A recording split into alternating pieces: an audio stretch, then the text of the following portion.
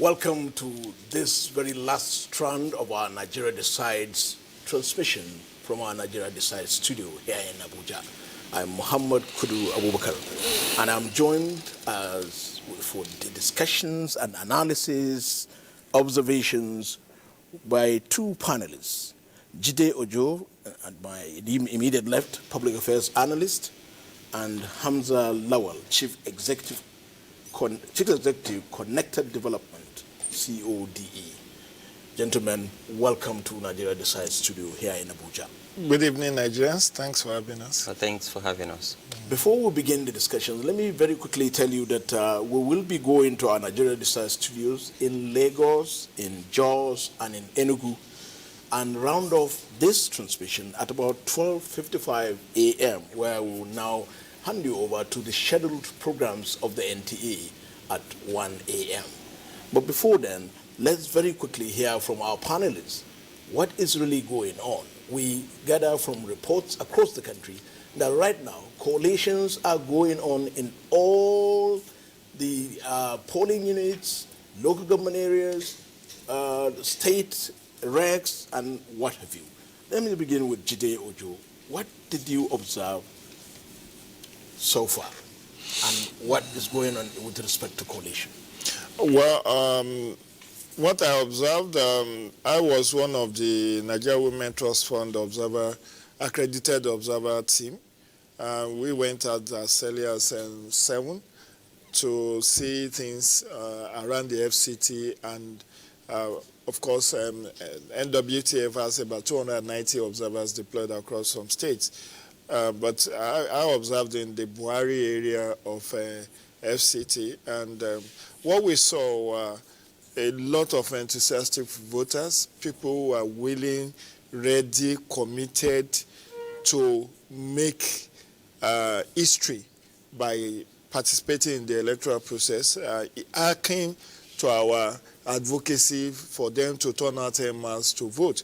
In fact, as early as that 7, a lot of these voters were waiting for INEC officials to come. That's one positive development. 2, the election, at least in the areas I observed, was largely peaceful.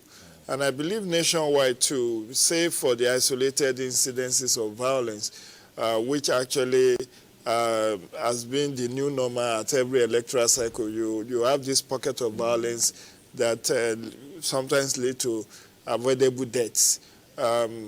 So that has been reported, but at least in my own area where I observed, there were no deaths, no shooting, no violence of any sort. But thirdly, we also did observe that there were priority votings for persons with disabilities, the elderly people, generally, which is also positive because we are talking of inclusive electoral process. So these people, specialized interest groups, were well taken care of in all the polling units that we observed. We also saw that there was large compliance with the restriction of movement order by the federal government. People kept to their homes and they're within the precincts of their polling unit. In fact, only the few people that we saw on the roads were people who are actually going to cast their ballot. So that is also a positive development. However, what we also observed on the flip side of it was that INEC officials in some of the polling units did not arrive on time. For instance, on a comparative note, while we observed in Kuba, the polling units where we observed in Kuba opened on time. In Duse Alaji, many of them did not open on time till maybe about noon or 10 a.m. We also observed that there was poor crowd control in in polling units with large voting population. There are police security agencies on ground, but I think either overwhelmed or so they just like shouts and shout and shout, and people refuse to behave themselves. Maybe because they were agitated that, these people already came late and they should get the process going. And then there was also failure of compliance with some of the voting procedures. For instance, you are supposed to check for whether somebody has voted prior to coming to your polling unit, and check the cuticle, then before processing the person and all of that. But because, again, where you have people coming late, you can't be too thorough with the process. For instance, are you saying you saw some people who voted elsewhere? No. I didn't see that. What I'm saying is that, if the thing has been smooth, what you first do is that when you approach a APO3, you should check your cuticle to show that you have not voted previously, then check your PVC to know that that's where you're supposed to vote before passing you down to the APO1, who will then check your PVC against the card reader, then pass you on to APO2, then to the presiding officer. But some of this process was abridged because of huge turnout. Because where you have very huge turnout of people, and if those polling officials came late, they cannot start ensuring that all of these final details were strictly adhered to. But that is not to say that the process was negatively abridged. It's just to ensure that there was a fast tracking of the processing. And a lot of people also waited to see what the results in their polling units would look like, which is also a positive on the process that we observed. Then we also observed that there was a very good mix, because I was observing this election from gender perspective. How did women participate? How are women mainstreaming to the entire electoral architecture? And we saw a very good mix of gender in poll workers. For instance, where you have 5 poll workers, you have 2 of them female, 3 male, or vice versa. Then the security agencies, again, deployed both sexes. The accredited observers, the journalists who covered the election, the party agents were of good mix. So there was no one left behind in terms of, okay, maybe... Then one significant thing we also observed was maybe because even the entire voter register shows that there are more registered male voters than female voters. Obviously, in what we saw was among the voters, it's more or less a ratio 2-to-1 in favor of men. More men came out to vote than women. And where elections started late, women were more discouraged not to stay on. Many of them are thinking of going back to provide cook food. Yeah, let's very quickly hear from Hamzat. Hamzat Lawal, Chief Executive, Connected Development. How did it go with you? How many polling units were you able to observe within FCT, and how many did you get reports across the country from your other observers? So Connected Development is an accredited observer, and for us we deployed over 5,000 people, particularly at the grassroots, leveraging on a platform that we use called Usabe. So Usabe is a real-time situation report that looks at incidents that usually trigger violence, and our observers are mostly young people between the age of 18 to 35. So for us, our reports actually start trickling in by 6 a.m. this morning.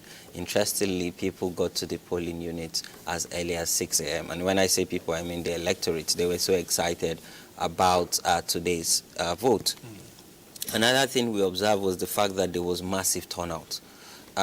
Even at the early hours when we got incident reports in the northeast, particularly in Maiduguri, but interestingly, the military were able to mobilize and curtail the insurgents.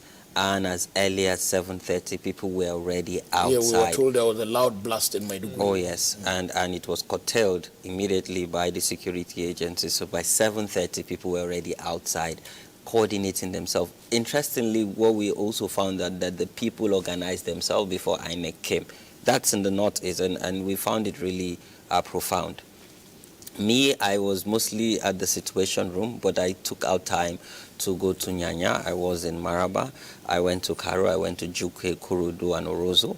I also casted my own ballot. So my PU was at Jukwe, and it was actually the largest PU in the metropolis. So they had over 4,000 people. 4,000? Yes, in Jukwe primary school.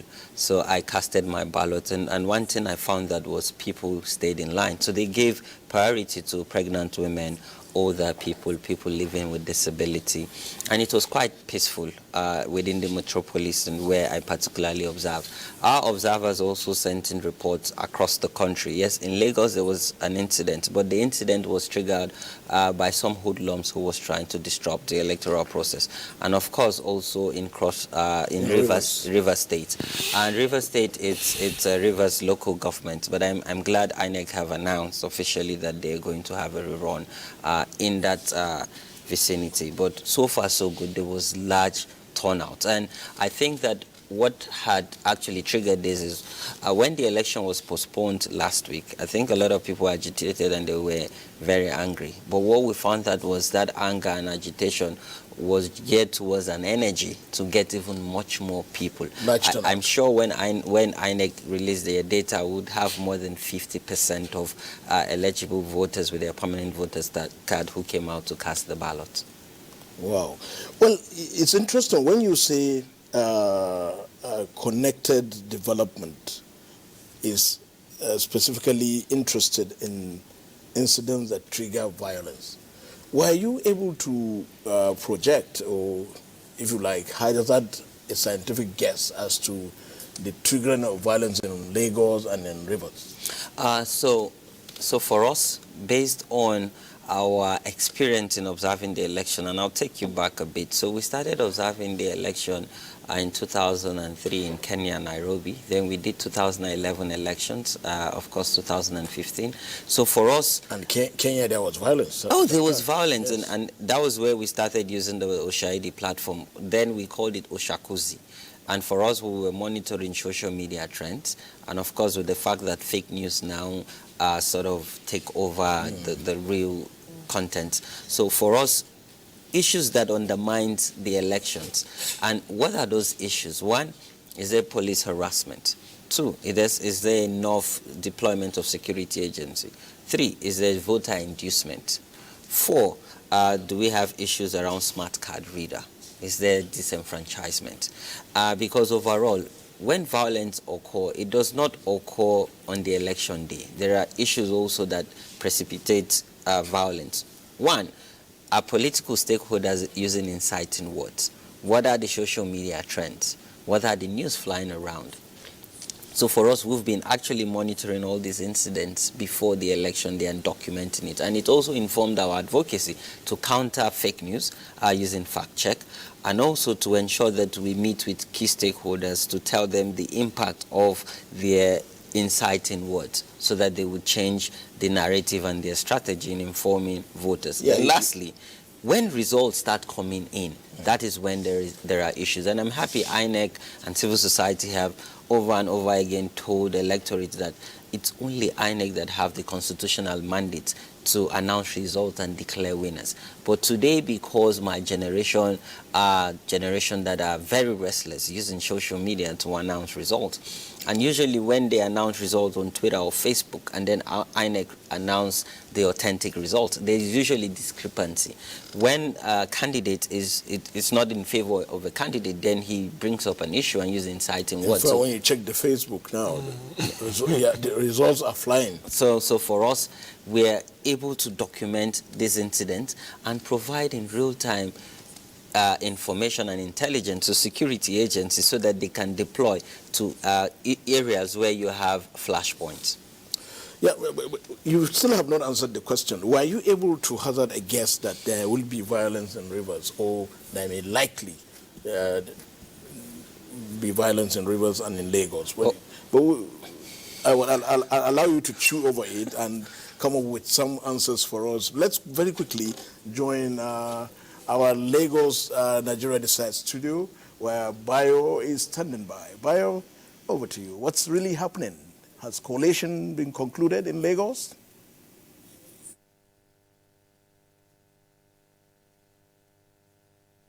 Sides. Voting, as you know, has been successfully concluded in the presidential and National Assembly elections, which held earlier today. Collation of the results have also been concluded in some areas, as our reporters will attest to later in the program. Our resident analyst, Dr. Segun Bolariwa, an associate professor at the Nigerian Institute of International Affairs, is also waiting in the wings.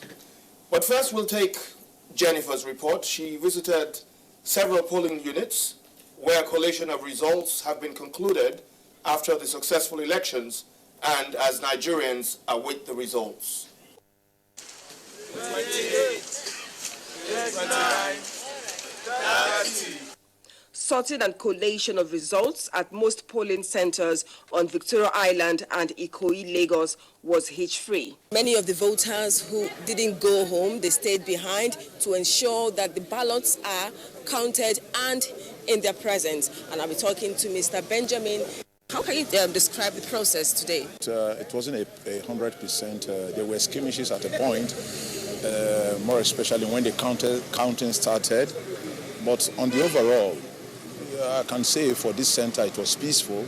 My colleague Hingino John Adams was at the Domestic Observers Situation Room in Ikeja, Lagos. Seated in this hall are domestic observers who went round various polling units in Lagos this morning to observe what is going on.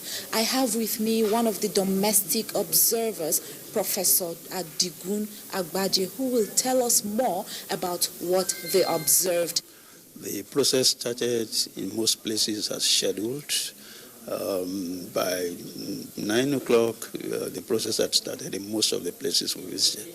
It is peaceful. The security presence is really extensive, both in terms of those at the polling centers and in terms of the motorized sections of the security. I must say that the female military officers played a very visible and decisive role. And so we can say that the elections have started on a very solid note. Though the domestic observers in this election situation room may be few, they have 4,000 other observers across the country who are feeding them with information of what is happening across the nation. Back to you, studio. Thank you very much for that report. And counting and collation of results have already begun in Etiosa local government area, with voters anxiously awaiting the counting of the results. Rotimi Oluwagbemi, who monitored polls on the axis, said casting of ballots ended at exactly 2 o'clock in the afternoon. His report. 1,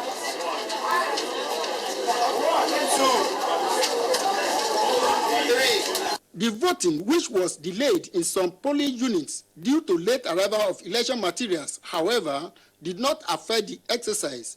All eligible voters performed their civil responsibility and waited for the collation. Electorate were not in hurry to leave their various polling units. This with the view to standing by their votes to a logical conclusion. So far, so good. The election is free and fair, and the atmosphere is very cool and calm. I think the election was free, fair, and credible. Everywhere is peaceful, and they are now counting the voting cards. One unique feature of the exercise is the active participation of the physically challenged persons who were excited at the exercise. I'm happy when I came in vote, sir. May God help us more do well, sir. The presence of security agents at the polling units was a relief to the electorate. In Lagos, Rotimi Oluwagbemi, NTA News. Well, with me in the studio is who I'll describe as our resident analyst, Dr. Bolariwa. He's an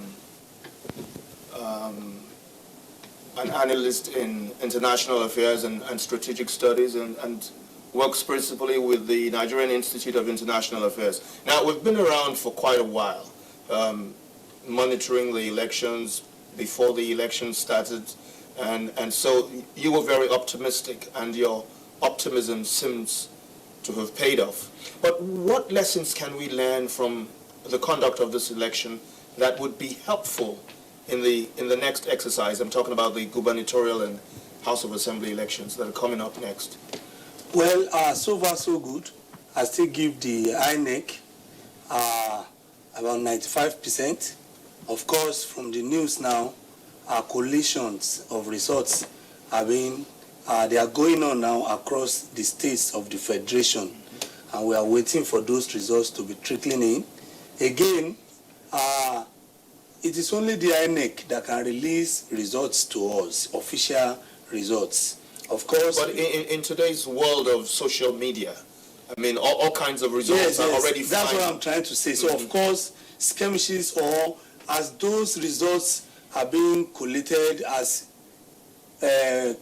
casting of the ballots ended at each polling unit, the results were being announced, results counted, announced to people. So from there, people pick their results in trickles, they send to certain places, and those are the results that have been flying around. But official collation of results, official release of results, official announcement of results has to be done by INEC. And which is being done at each state or collation center of the Federation now. Beyond that, what we can learn is that, except in some places where we monitored, where we moved around, we saw that only a few places, late arrival of materials, but as they arrived, voting accreditation and voting simultaneously started. Okay, people were anxious, people were happy. Some have been on ground since 6 a.m., 7 a.m., 8 a.m. So things went well. In the next exercise that we're waiting for, they should make sure the materials arrive earlier than what we, of course, INEC did so well. Yes, but as they had the news. Yes, Doctor, I understand all of that. There is a palpable happiness, enthusiasm. People were eager to go out and vote. But I don't understand what really triggered that. Yes, the election was postponed by 1 week. Is that because people thought there was some mischief in place, something untoward, that triggered this enthusiasm?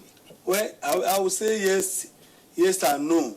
But what I have observed over time, and which has really predicated on the current exercise going on now, these 2019 general elections, particularly on the part of the people, the electorate, their enthusiasm, their optimism, their readiness, their commitment. I think those things have been triggered by the level of consciousness in the electorate now. I think Nigerians have decided to do more than before. No, like before, many Nigerians will even get the voter's card, and they will not even bother to go out to vote because they believe that whether I vote or I did not vote, the result remains the same. But the people have moved. In other words, the results have already been prepared and they don't have any faith in the electoral system. That has been the thinking, that has been the direction in the past, not this current one. So yes, I'm saying what changed? What really changed in this current one? What has really changed is that the level of mobilization, the level of awareness, the level at which people have been more conscientized to say, go out, your vote is your power. Then so whatever you have done now is a contribution to the whole process now. So you have less to say or more to say when there is anything good on the other side of it. But what we can just say generally is that the people have moved to the next level and they have become so conscientized, so mobilized, so ready and committed do you know to participate in the democratic process. Professor, the truth of the matter is that Nigeria has a very young population. Of course. 70% of our population is less than 30 years old. Of course. So what do you think, when you take an aggregation of this group, do you think they have become really sufficiently sensitized to put and push for a change? Yes, sir. Rome was not built in a day. It started from somewhere to when it got to where it was called Rome. In other words, there have been civilizations before the Roman civilization that inherited all of the gains of the past civilizations. And that's why they say Rome was not built in a day. Now, the young population Nigeria has and most African countries, they are, we can say, it's a big asset to Nigeria. And this that has started in this current exercise is a step in the right direction. Okay, so it will snowball into a better thing in the future. And that's what we are trying to witness now. Okay, we'll come back to the discussions later if time permits. Okay. And unperturbed by the morning rain in Ekpe town in Lagos, residents turned out in large numbers to cast their ballots. Michael Olayaleye reports that the exercise was indeed very peaceful. There is no other way to describe this commitment than to use the word patriotic. This is because in spite of the rain, residents of Ekpe defy all odds to exercise their franchise. No matter how rain falls, whether the devil like it or not, we will vote. I'm here to vote, and you can see there is rain and we are still here to vote. The exercise continued despite the rain. However, the rain gradually stopped for the convenience of the electorate, INEC officials, and other stakeholders. Michael Lee Paulo Mukago was at Takwa Bay, one of the riverine areas in Lagos. The two communities witnessed an enthusiastic crowd of eligible voters. While following through the election process, they expressed confidence in the system. I love the way the INEC organized everything. We are expecting good results from the voting. At other polling units, APC gubernatorial candidate and that of PDP cast their ballots. Right, which we understand they need to do a thorough job, right? I think every other thing has been very smart. The polling unit here, it's peaceful, which is good, but there is an issue with the card reader. A team of naval personnel and police undertook both patrols across the waterways throughout the period of the elections. Paul Mukago, NTA News. Thank you, Paul, for that report. Meanwhile, Lynn Leneke monitored voting in Ikoyi and its environs. She's standing by to bring us an update. This is Ward 9, Unit 34 in Ikoyi, where eligible voters are determined to exercise their franchise. I've casted my vote. You can see that I've done that, and the card reader works, because previously I had problems with my thumb and trying for the card reader machine to even read my thumbprint. But this time, it didn't go through at first, and the officials there insisted, and he said, you know, verification confirmed, and I think it really gladdens my heart. You can see the level of civic responsibility. I've just met two of my friends here who are just, here to help. In addition to casting their own votes, they also want to make sure there is orderliness and that the process is done in a civilized and a very orderly manner. We as voters have been very patient, very proactive, we're even helping them to organize, to make sure things are flowing smoothly, and that's what is happening now. Thank you for that report. Dr. Bolarewa, as you've seen from these reports, people have been very enthusiastic, they've been orderly, they've been patient, and you attribute those behaviors to the level of sensitization. Now, take us through the whole process very quickly of preparation for votes. Now we're at the stage of collation. Yes. Everybody has said, or most people have said, the elections were peaceful, they were civil. Where does trouble arise in the course of collating? Well, so far so good. Just like the INEC has announced, and just like they've been sensitizing, mobilizing, and trying to make people become so conscious about the elections and how they will be done, and how the timing, the logistics, what they are supposed to do, what they are not supposed to do at the polling units. Yeah, we're past that stage. Yes, that was the initial stage. Yeah. Then the second stage was at the level of the voting, where accreditation and voting went simultaneously. Okay. Again, the elections, casting of the ballots were supposed to start between 8 a.m. and 2 p.m. Yeah.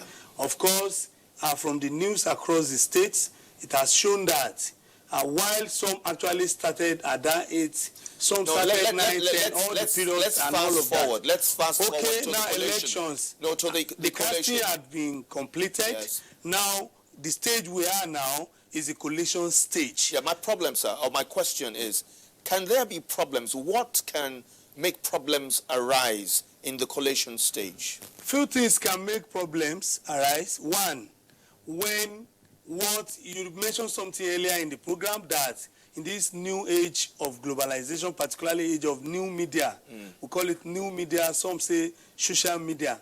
Now in this age of new media, at each polling unit, many votes have been counted, results released.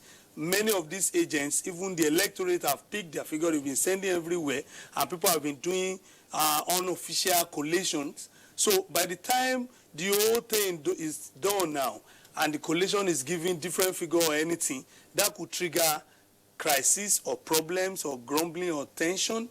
Two, that's the conduct of electoral officials.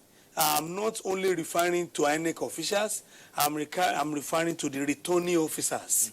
Returning officers, field officers, even party agents. Their conduct goes a long way to determine the outcome of us. But all we need now is total patience, total diligence, total commitment, total discipline, because the agents, security agents are everywhere to guide, to monitor, to protect all of these things. So if everything goes the way it should go, I am also at this second level of this stage or this process, I'm also very optimistic that everything will come out peacefully. So don't you think it would be helpful to tell the Nigerian public that the only authority that we would rely on for the announcement of the results is the official body INEC? Yes, it is. In all fairness and indeed the whole truth is that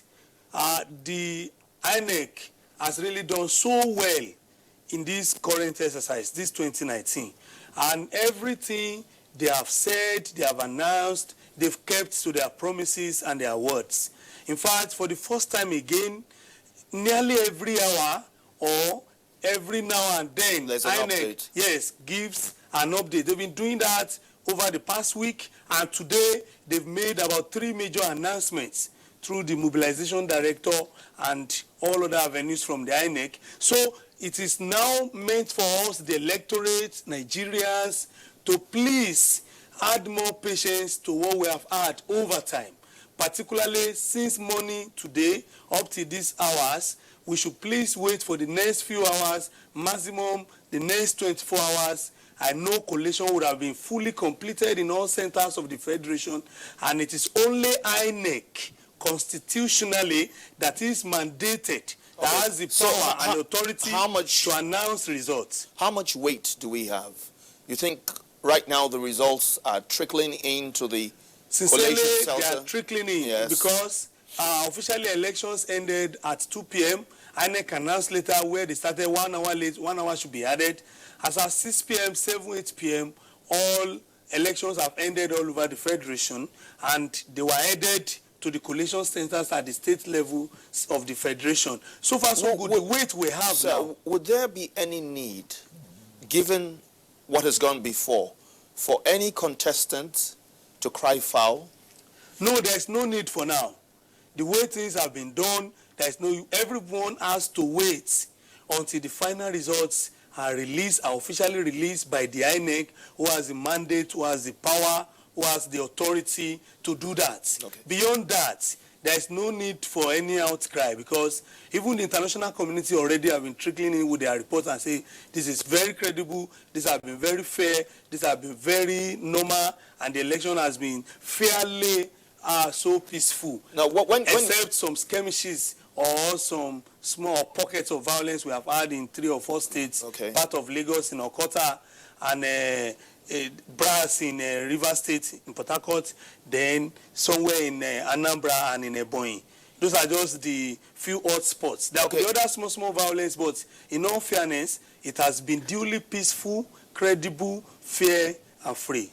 You talked at some point about international observers. Yes, sir. And both international observers and local monitors play a very important role in electioneering. Yes. But what determines, or who determines, the international observers you invite and the local monitors?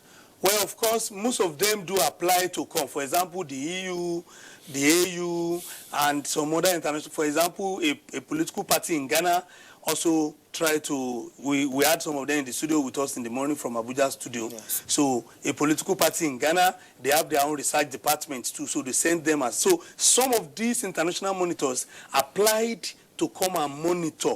Few were invited by the Nigerian government so that at least let us have an international recognition of what we are doing. But beyond that, they were given maximum security, they were given free atmosphere to operate both at the local and the local observers, and they all observe very well. For example, the local observers, we have about 4,000 or more across the states of the Federation. And some were in the station rooms, while some are on the field. So we have been having communication gadgets. Can we be exceedingly optimistic and say that democracy is firmly entrenched in Nigeria and has come to stay? Yes, Nigeria is now becoming a full democracy. Over time, the literature has said that some countries in Africa, including Nigeria, we are democratizing. Of course, we are still in the process. We have not arrived. But at the same time, like I said, Rome was not built in a day. It started somewhere. So we are moving closer. We are edging closer to a full democracy. The institutions are getting things right now. The people are getting it very well. The political culture is improving for us now. People are participating very well now. There's no more what we call political apathy or the fear and the tension. People have come out now. And if we continue and sustain these trends, then I think democracy has come to stay with us. Well, all we just need to do is to sustain Dr. it. Segun Bolarin, well, thank you very much for your time and insights. Thank you, sir. Well, thank you very much for your time. We're handing over to our Abuja studios now. Thank you, Bayo. Back to the Nigerian Desire studio here in Abuja. My guests are still here. Hamzat Lawal of Connected Code, and of course, Jide Ojo. Welcome. You listened to the discussions in Lagos, and I want us to take off from just where they stopped. The gentleman with the Nigeria Institute of International Affairs is talking about Nigeria growing to full democracy. And I was intrigued. At what stage will a country be said to have grown to full democracy if we are still in that process? Let me start with Hamza. Well, you know, democracy always evolves. And democracy, it's about how we're able to ensure that the people, the electorate, actually decide not just their future, but their present. So I believe that we've embraced democracy. We're in that process to ensure that we deepen and strengthen our democratic institution while ensuring that every citizen have a voice irrespective of where you are, who you are, or what status you have in the society. So for me, the beauty is democracy keep evolving. The U.S. democracy, for instance, is over 200 years. So every now and then, they keep evolving. So Nigeria's democracy, we have to actually define what kind of democracy we now want let to me practice ask you and what this. would work for us. In comparison to the United States that you just mentioned, 200 years, 20 years in Nigeria. So are you saying Nigeria has to attain that 200 years or 150 years before we will say we will have attained the status of the United States, for example? Definitely not, because we would learn from best practices. We would take what has worked and learn from what didn't work and then make ours even better than people who have experience for over 200 years. So for us, we even have a better leverage than other countries like the U.S. Yeah, Jide. Well, democracy is utopian. It's something you aspire to, and it's an unending journey because in as much as you continue to have desperate politicians and people who sole aim of joining politics is about power capture, it will never be attainable. Because no matter the reforms you bring into the process, some people are out there to subvert it. And when there is a successful subversion, it will discredit whatever reform measures you've taken. Look at what played out today. A lot of measures were put in place to stop vote buying. Don't go into your polling unit, into your cubicle with your smartphone, the setting up of the polling units and all of that. But, I mean, there are reports to the effect that there was still some levels of vote buying. Yeah, and we saw pictures posted on the Facebook, for example. Yeah. People so actually trading, voted, in fact, which means they went with their smartphone. Yeah. So, and in fact, there is a particular report that says Abuja undergraduates were selling their vote for 3,500 naira. I don't know how far that's true. So you now expect that, okay, is it about sensitization that they've not had? Look at the entertainment industry keying into voter education, telling people, even breaking it down to what is the worth of that 3,500 or 5,000 or whatever. So what we experience is that, to your question that you asked, Hamza, whether we have to stay 240 years to attain democracy, is an unending journey. And in as far as the development is incremental, it's never revolutionary. Even because revolutions, as we have had, there is a lot of deja vu about revolutions. Sometimes people initiate revolutions. By the end of the day, you find people hijacking power. For instance, those who fought the military to attain civilian rule in 1999 were just pushed aside by some opportunistic, even retired generals who took over the political space. And those souls who fought tooth and nail to restore democracy are today lamenting. Some of them are still threatening to go back to the trenches. It then tells you the story that, the issue of state capture is still not, we have not overcome that, and a lot of challenges. I mean, look at what we still see.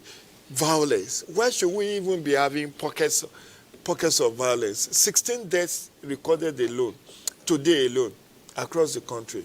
In Rivers, in Lagos, into Yobe, Maiduguri.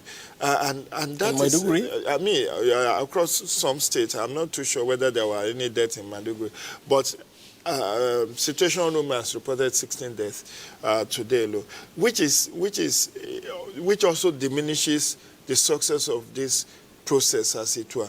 I mean, again, I would not expect us in this year of our Lord, 21st century, to be having issues about logistics. If we have to postpone the election for 1 week because of logistics reasons, one will have expected a seamless exercise today, but still have a significant number of polling units not opening at 8 o'clock, so much so that INEC is about to come out to extend officially the voting period by additional 1 hour, at least 1 hour. So in other words, gentlemen, I want you to address the fact that using your word, saying some individuals wanting to capture power, the other side of the coin of definition of a country attaining some level of democracy or democratic status is the fact that lecturers of political science say you have a country that has stronger institutions but lesser individuals who have more power than the institutions. So let's look at our institutions in Nigeria, beginning with you, Hamza. INEC, the police, the civil defense, they could all be grouped into one as security apparatus and security institutions. Let's start with INEC. At what level will we say that we'll be home and dry when it comes to that definition? Well, over time, we've seen that, and practically speaking, individuals are much more powerful in Nigeria than institutions. But again, this will take time to have more reforms to give more independence to some of these institutions so they can perform optimally. But speaking about INEC, constitutionally speaking, well, before you appoint the chairman of INEC, he has to be nominated by the president and then get confirmed by the Senate. So there are roles that institutions play before he gets confirmation. But someone have to nominate him, which is the presidency. I think that, and probably this would give room for more dialogue and more debate around what kind of reform we want to see in the country and how would this strengthen institution and how does this institution get funding. Because for me, it's the funding mechanism of institution that really tells if an institution is actually independent or it's actually dependent on an individual that controls power at the center. For instance, the judiciary is a bit independent because their finance is first-line charge from CBN. But what about INEC? INEC have the executive have to put in place a budget for INEC that the National Assembly would have to ratify them before the funds are released. The judiciary also comes to the National Assembly. Oh yes, everyone comes to the National Assembly, but the judiciary have some level of independence and have little executive control. So for me, it's about how we're ensuring that as much as we're strengthening institution, how do they get their funding so that there is no bottleneck in that process? Well, you come in here, right? Yeah, I mean, strengthening institutions have to be it's not a one-track endeavor. It's a multi-layered or multi-pronged approach to strengthen. It's talked about funding, but beyond funding is also the procedure in terms of appointments, removal, discipline. It's also about the nature and character of the occupants of those offices. Because you can have all the powers in this world and not know how to use it. And some people don't even have power, they usurp this power because they are dynamic and very experienced individuals. Well, talking about either being autonomous, being independent, let's go back to the United States still. What the electoral management body in the United States, what sort of independence does it have? You know, in U.S., it's the state that conducts election. The Federal Electoral Commission of U.S. just oversees campaign finance. They don't organize elections. In fact, secretaries of each state takes charge of the conduct of election. But it's about trust and confidence in the system. Do we trust the system sufficiently enough to allow a partisan... When now we hardly have state electoral commissions being able to exactly and you know there are agitations by the state independent electoral commission that they should be allowed to conduct governorship elections because they are but it's about one, institutional strengthening. Like I said, if you look at why INEC is able to deliver better results than State Independent Electoral Commission, it lies in the art of the reform that took place in 2010. One, in 2010, electoral and constitutional amendment was able to give INEC financial autonomy, first line charge on consolidated revenue fund. So the entire sum of the money needed, they don't have to go from Accountant General to Ministry of Finance to Central Bank. The moment it is budgeted. It's budgeted, it's disbursed to them. But that is not what obtains with with State Independent Electoral Commission. And when you starve an institution of funds, it creates a challenge because then they are not able to exercise as much independence on the processes and activities they intended to conduct as they would like. So it's a huge challenge that needed to be fixed. But you know, democracy is a journey. It's a marathon. It's not an 100-meter dash.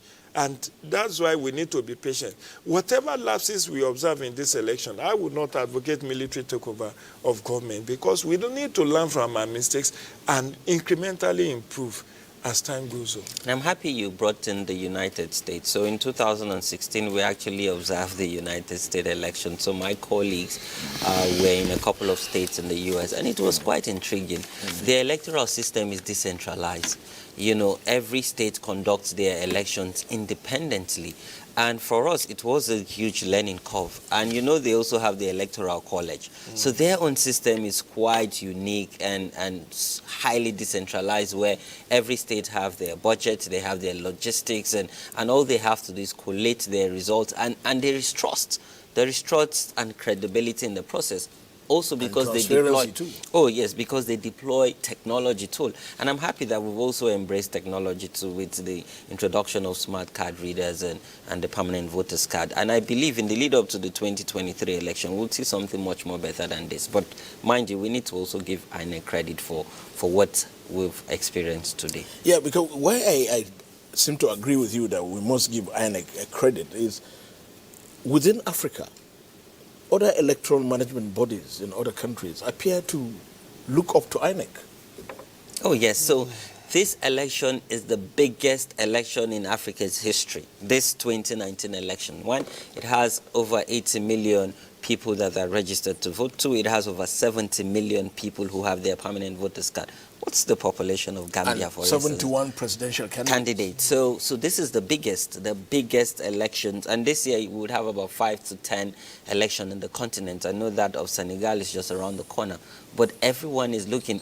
I know that some countries have their electoral umpire here, you know, chairing the INEC chairman, because, yeah, Nigerian is a dynamic country. And, of course, I believe that our diversity unites us. Yeah, let's look at this aspect again. That question I asked you about triggering violence. Because it's important for us to look at it with the fact that connected development, essentially as an observer, appeared to have that as a main focus. And we know that we have another round of election coming up. In fact, in Rivers, there may be a runoff on Sunday. A rerun on Sunday. So it's important if we have bodies like you, like yours, trying to project, trying to hazard guesses, scientific guesses, that is, so that it can help the electoral management body, it can help the security apparatus, it can help even the voters. So for me, we use data and statistics and looking at what is also obtainable on social media, monitoring the trends. One, let's look at the small arms in circulation. And if you visit some of these states, Lagos State and Rivers State have one of the highest of small arms in circulation. And if these arms find their ways to the hands of hoodlums, then definitely they will perpetuate violence. Let's also look at the political dynamic. Lagos State is more like the economic hub in Nigeria. Of course, everyone will want to struggle to grab power from Lagos State, because Lagos State can actually survive without revenue from the national government. Let's go to River State. River State is a Niger Delta state, and it's been controlled by the leading opposition party. And of course, we know that they've been that fight between some very too powerful people. So again, there's that dynamics around politics, about economy, and of course, small arms in the hands of the wrong people. So haven't looked at all these points. Were you able to project that indeed Lagos and Rivers, there is a likelihood of violence? Well, our algorithm, 30%, yes. 30%. Again, this is data, and sometimes data cannot give you the actual. But yes, 30%, our algorithm told us that there might be likelihood of violence in the state. Did you report that to INEC, for example? Oh, our data, our reports are public. One, we send them to INEC and the security agents. They are our partners. So we always have quarterly consultative meeting with the chairman of INEC, and we also have quarterly meetings with the security agencies. And they're actually priority when we get this report, sending it to them so that they can mobilize and take swift actions. We will be going to our Ibadan Nigeria Decide studio where Funke is standing by. But before doing that, let me very quickly appreciate the Jide Ojo, public affairs analyst, who is leaving us. Thank you so much for being here, and we appreciate your analysis, your thoughts, and your observations. Funke, it's over to you. What's really happening in Ibadan now? All coalitions completed? Thank you so much, Kudu, and welcome to Ibadan, Nigeria Studio Decides. As at now, you will agree with me that it is all about sorting and counting at the various collation centers. But how did it all go in the field in the early hours of the day? Our reporters from across the zone filed in their situation reports. But before we take those reports, we have our guests, the State Director of the NOA, Dolapo Dosumu, who will also be talking with us in the studios tonight. It's good having you once again. I'm sure it's very tiring. You've been out all day. Thank you. We'll take a thank you very much. We'll take a few reports and we'll come back to you. Now to some of our reports from Oluyole local government area of Oyo State. Remi Afonja said voters waited patiently to monitor the sorting and counting of their votes.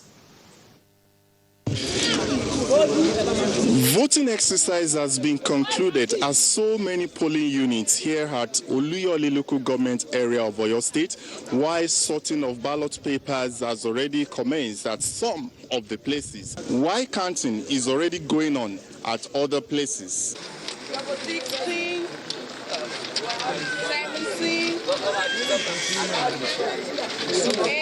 18, 19. I have with me Chris Onu, who has witnessed some of the activities at today's election. Live here in Oluyole local government, Ward 12. Unit 12, Ward 2. And presently, the counting is going perfectly. I think that is all I can say for now, but it's not yet concluded. The counting is not yet concluded. What is your view about the conduct of some of the electorates? For now, as you can see, no violence, nothing, no much argument. Though there must be argument, but no much. So I believe now presently is perfect. At some of the polling units visited, security operatives were very much on ground to ensure smooth flow of the electoral process. Even in and around the polling units, even along the road, there are patrol of security operatives to ensure that there is no breach of law and order. It's been Remi Afonja from Oluyole local government area of Oyo State. Thank you very much, Remi, from Oyo East, Oyo West, and Atiba. Lanre Gbeleyi reports that sorting and counting of votes also commenced, and as soon as the voting ended, with party agents in attendance. I'm at Ward 9, Unit 8 at Oyo West local government, and sorting out of ballot papers have begun here under the scrutiny of voters and party agents. They've sorted out the presidential ballot papers. Right now, they're sorting out the National Assembly ballot papers. 94. Continue to maintain peace and stay calm and let us all be there until they count the result, and all of us will see the outcome of the election. Here, out of 699 registered voters, only 296 voted. It's back to the studios. In the same vein, collation of ballots underway in Ogun State as the presidential and National Assembly elections ended. Ayinla Balogun reports. 96, 97, 98, 99. Barely 1 hour after the conclusion of voting in some polling stations that started early enough, counting of the votes cast commenced. Some electorate had applauded INEC for peaceful process in the state as they exercise their voting rights. I was well accepted and given the greatest chance. I've gone to so many polling units across the state, and it's been very, very peaceful. Meanwhile, the resident electoral commissioner, Ogun State, Professor Abdul Ghani Raji, expressed satisfaction while monitoring the election process across the state. The turnout is impressive. Everything has been calm. People are happy. We asked them their feelings. They have been satisfied with the process. Yes, and we'll pause now with the reports and go to our State Director of the NOA. You were out this morning, and let's have your observation generally as regards the conduct of today's elections here in Ibadan. Thank you very much. From the morning that we have been on the field, what I first of all observe is that everybody is just happy about today. You know, it's like this is a project, this is an event that everybody has been looking forward to it. You see that some people even tell us that, no, they have been at the polling center since 6 a.m., 7 a.m., waiting for electoral officers to arrive. So it seems like as if everybody is excited, full of expectation about what was going to happen today. So that's it. Yes, initially we were talking about voter apathy. I think we spoke yesterday and it was like people discouraged. But with what we had on the field today, what do you think apathy has to play with today's election? I must say that surprisingly, we found out it was the other way around. Because, like I said, from about 6 a.m., voters has already been, lining up to cast their vote. So the apathy didn't occur at all. Rather, we had a large turnout of people. And it's not as if they were happy. You could see their disposition. They were happy at what they wanted to do, and they were looking forward to actually doing it. So there was no apathy at all. Now, we heard in some reports also earlier in the day about pockets of irregularities here and there. We would not know whether you witnessed or you got reports of some of these irregularities. Some of them dwelt on the card readers, some of them not functioning well, and it delayed, commencement of elections in some wards.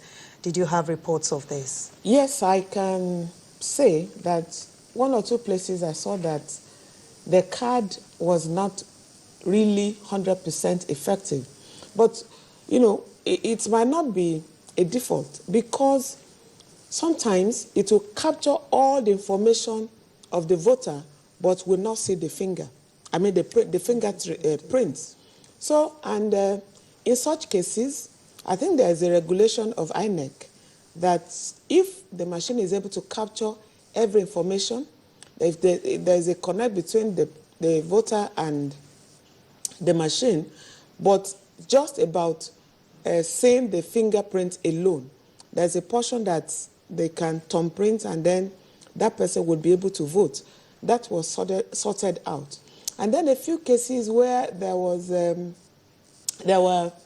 delay in the machines. They were not forthcoming.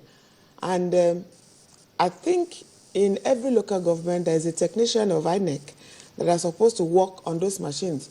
So as soon as they call them in, they will, do some things to correct where the error is, and then it starts work again.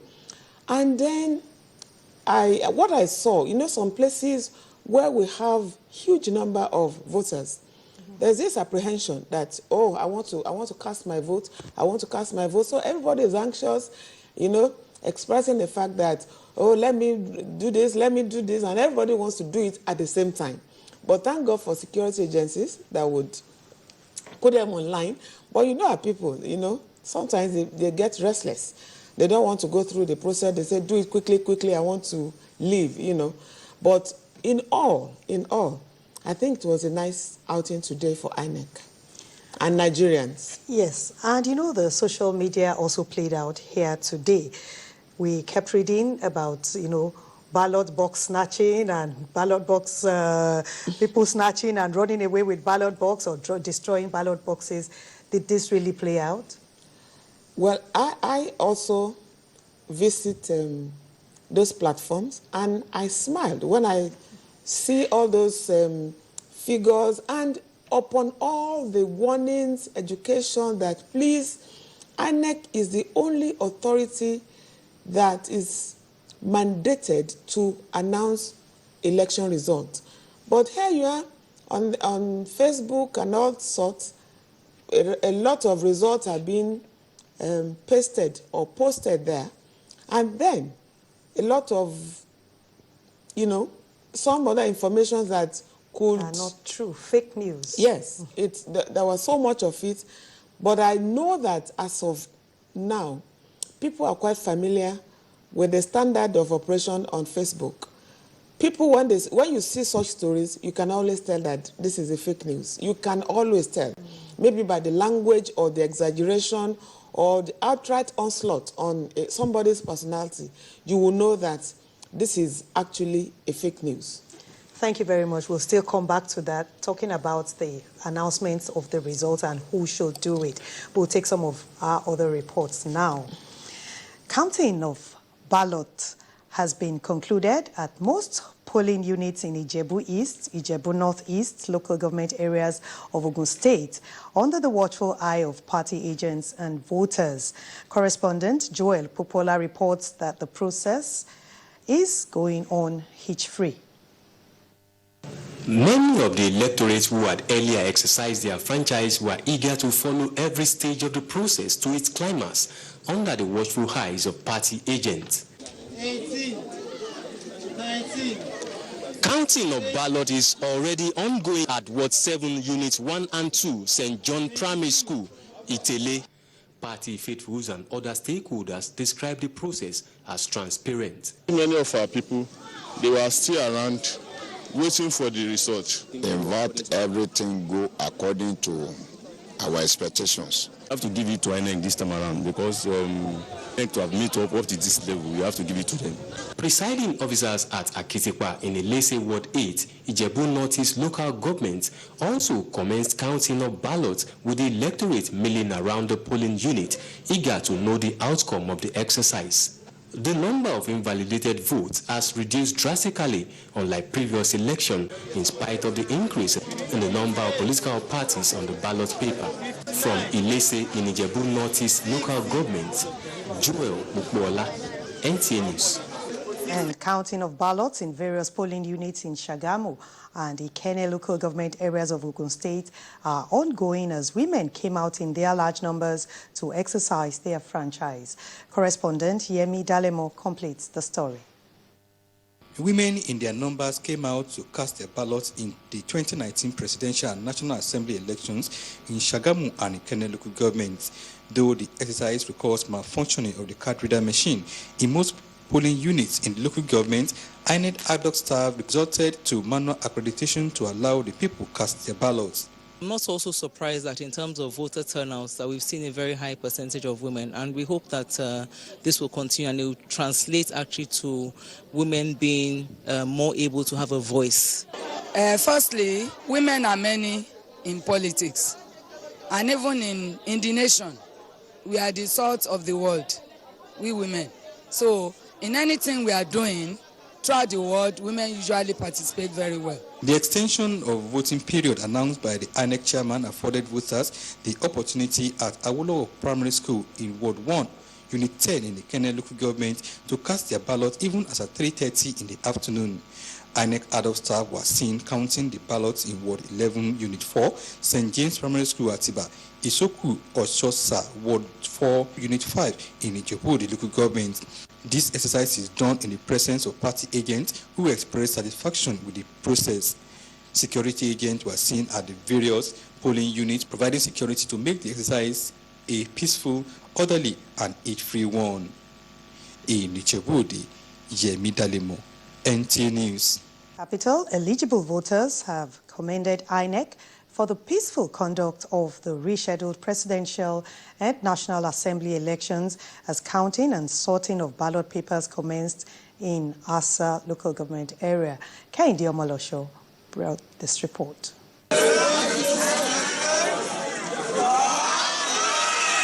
Collation and counting have started as at the time of filing in this report.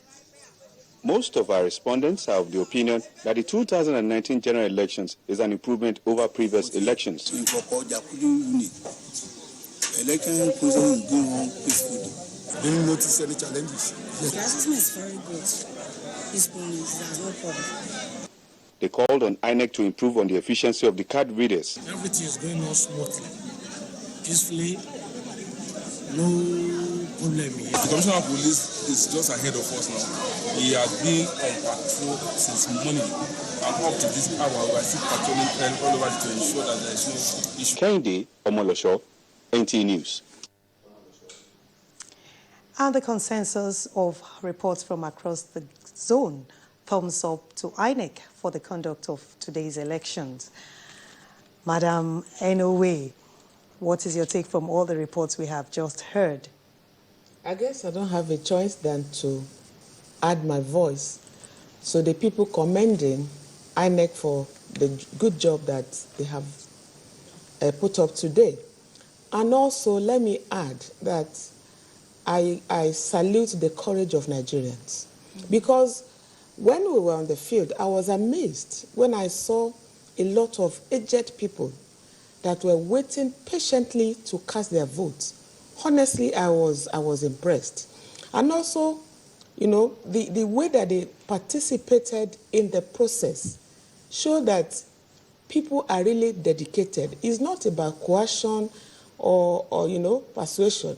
I think I could see commitment on the part of Nigerians that there's a determination that, yes, I want to perform my civic responsibility. I want to have a voice in the incoming government. And the democracy is all about participation. Mm-hmm. So when I saw all that today, I am really, really encouraged that our democracy is growing, honestly. When I saw, and then, you know, this is a process.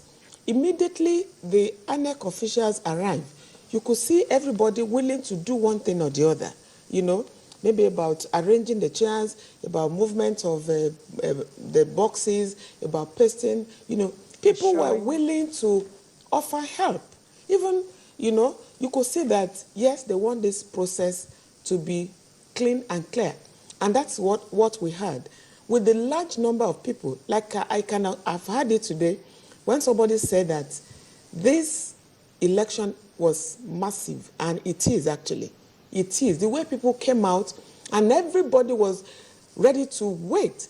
And after the declaration of the results at the polling centers, even during the counting, you could feel the beauty of democracy. You know why? As the INEC official is counting, you would know that all the people around, they didn't go home. Mm-hmm.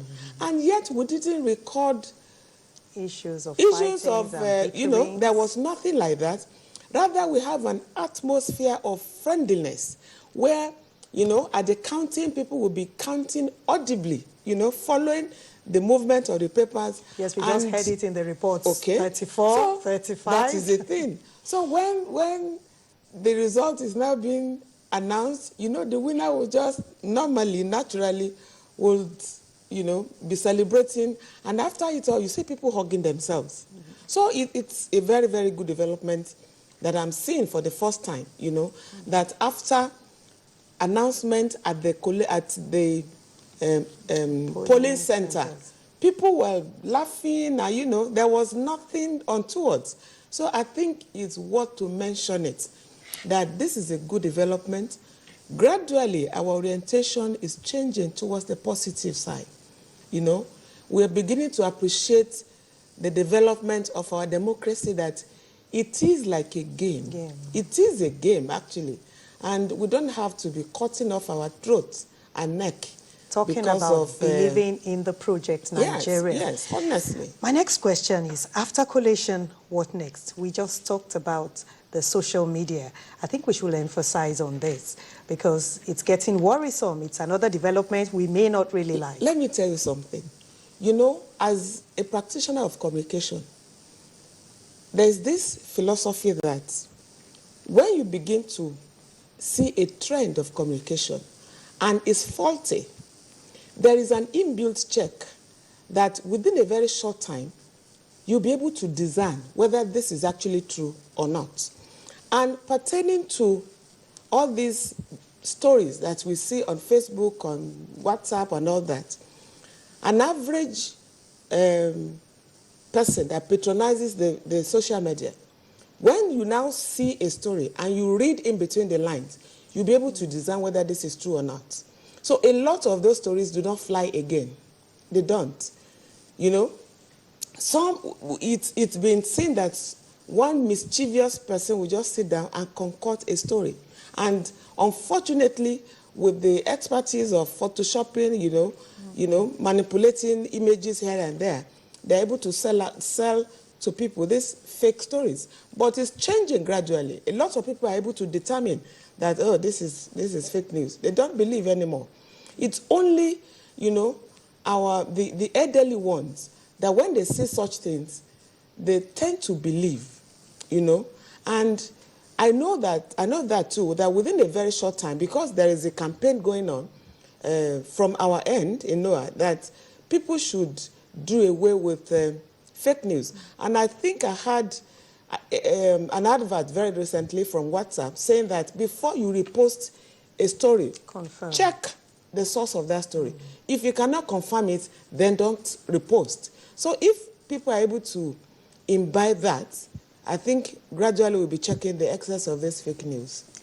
Now, what are the lessons we are going to take away from this general elections? It's just the first leg. We're still going on to the second leg, talking about the governorship and the state houses of assembly election. So what lessons do you think we are taking away from this election? Let me say something. I dare say this, that the governorship election will be more evolving because it's domesticated in the states. A lot of people will show more interest, you know, because presidential election, we see it so far away, but this is gubernatorial. And a lot of people are involved. A lot of people want to be involved. And I think we would have more of participation from our people. And I'm using this opportunity to say the more the merrier. We're talking about democracy. So people should not relent. They should come out at the governorship election and still perform their civic duties. And also, I want to say that something that is good is what to emulate. Today we're saying that, oh, it was a friendly atmosphere, everybody was happy, you know, everybody participated, and it was peaceful, averagely. So we're still expecting more on that side, that yet we're going to have another election. Let it be peaceful as well. Let it be all evolving. It is our agenda. It is our democracy, and we have a part to play. So everybody should take ownership of that responsibility, that I have a part to play to ensure that this process is credible, is peaceful, and is acceptable. Because when, at the end of counting of a polling center, and people rejoice and hug themselves, it means that they accept the result. If it's not acceptable, you will see a display of rejection.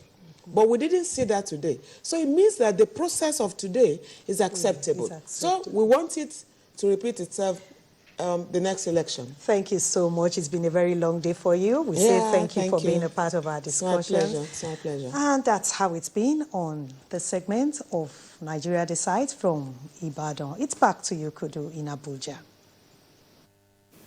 Thank you, Funke Bidamito from Ibadan. We enjoyed the discussions and particularly the analysis of the NOA lady. Thank you. And at this one, we welcome Femi Okewo as we join him in Jos. Femi, over to you. tell us what is the latest with respect to collation.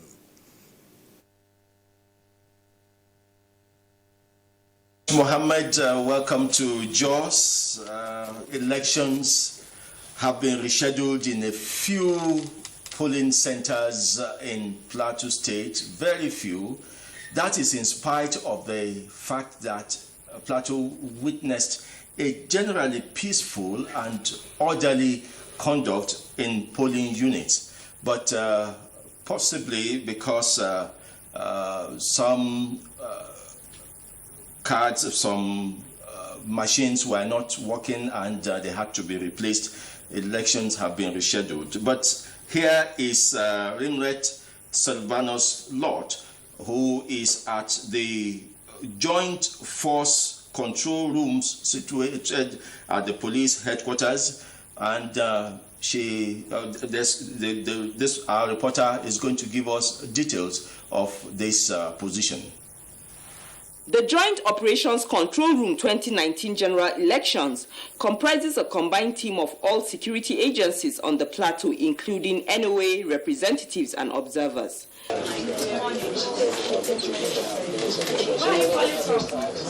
Its major role is to receive calls which are either informations or complaints as regard the elections, and then forward such to either patrol vehicles or divisions for prompt responses. This, the CP said, will facilitate the smooth conduct and monitoring of both the elections and his personnel. Sometimes the issues raised has to do with the data capturing machine not functioning at all or not functioning well. I call on the rec, some were replaced, and at least for the time that I was in the office before I went out, I know there were some that were replaced, and there is another complaint somewhere at Zawan-B. The Zawan-B, the materials that are supposed to be used for the election were maybe taken to another place because of the mix-up, and they were now saying that election in the Zawan-B has to be taken tomorrow. I think the Assistant Commissioner of Police Operations spoke on the nature of calls the center has been receiving. Some of them called back to tell us that the problem has been solved, and those who did not call back, we also call them again to find out whether all the problems the people we sent out to solve their problem have solved it, and they told us yes. The Commissioner of Police thereafter visited other polling centers at Ibrahim Katsina Ward, Abba Nashehu Ward, Nasarawa and Jos Jarawa, where voting was going on smoothly. There is large turnout, so you expect that when there is large turnout, people will have problem in controlling these people, but you still talk to them. The important thing is that there is peace, and they follow the instructions given to them by the law enforcement agents on the ground. In Jos, Rinret Silvanus Lot, NTA News. And from the Situation Control Room, we go to the INEC headquarters, where activities are now gradually, or indeed have shifted to the Situation Room from this night. Mary Doctor has updates of development at the Situation Room. I am in the Situation Room of the Independent National Electoral Commission, Plateau State Headquarters. We have the Head of Voter Education and Publicity, Mr. Osareti Imahiriego, who will be telling us what's happening here. Sir, what's happening at the Situation Room here? Well, this is where all the information, anybody from anywhere they have challenges, this is where all of them, every local government is represented here. They get all the information, and in order to resolve the problems, this is where they will resolve all the problems. And once they get information, this is how to bring out the information and then call back the various people to solve the problem. So how effective has the Situation Room been in addressing the challenges that people have encountered today in the process of voting? It has been quite effective. I can tell you that here we have solved a lot of problems here. where we cannot go to, we get in touch with each EOs, RATEC, we're getting in touch with SPOs, we're getting in touch with EOs. So everyone that, every area where we had challenges, we have had to finish solving the problems here. You can hear them calling different people in order to be able to solve problems from different areas. Authority Imahirabo has already run from the situation room into our studio here, and he's also joined by two other personalities, the State Director, the Plateau State Director of the National Orientation Agency, Mr. Bulus Dambit. You're welcome to Nigeria Decides studio. Thank you. Authority, you're welcome again. Thank you very much. And we have the Police Force PRO, Plateau Command, Tiopev Tena. You're welcome. Thank you very much. Now let's start with you, Osanriti. Do you have details of the rescheduled elections in Plateau State? Well, you heard the Commissioner of Police that Zawambi and there is attacker in Irion local government, but no final decision has been taken on that because we needed to consult with the headquarters. It's after the decision has been taken that we know exactly, but I think everything relating to that will be resolved this night. But at this level, we can express gladness that it doesn't seem to be out of violence that it's been. No, not really. Not really. I think the Commissioner of Police and the Resident Electoral Commissioner, they looked at the situation together, and it was necessary for us to.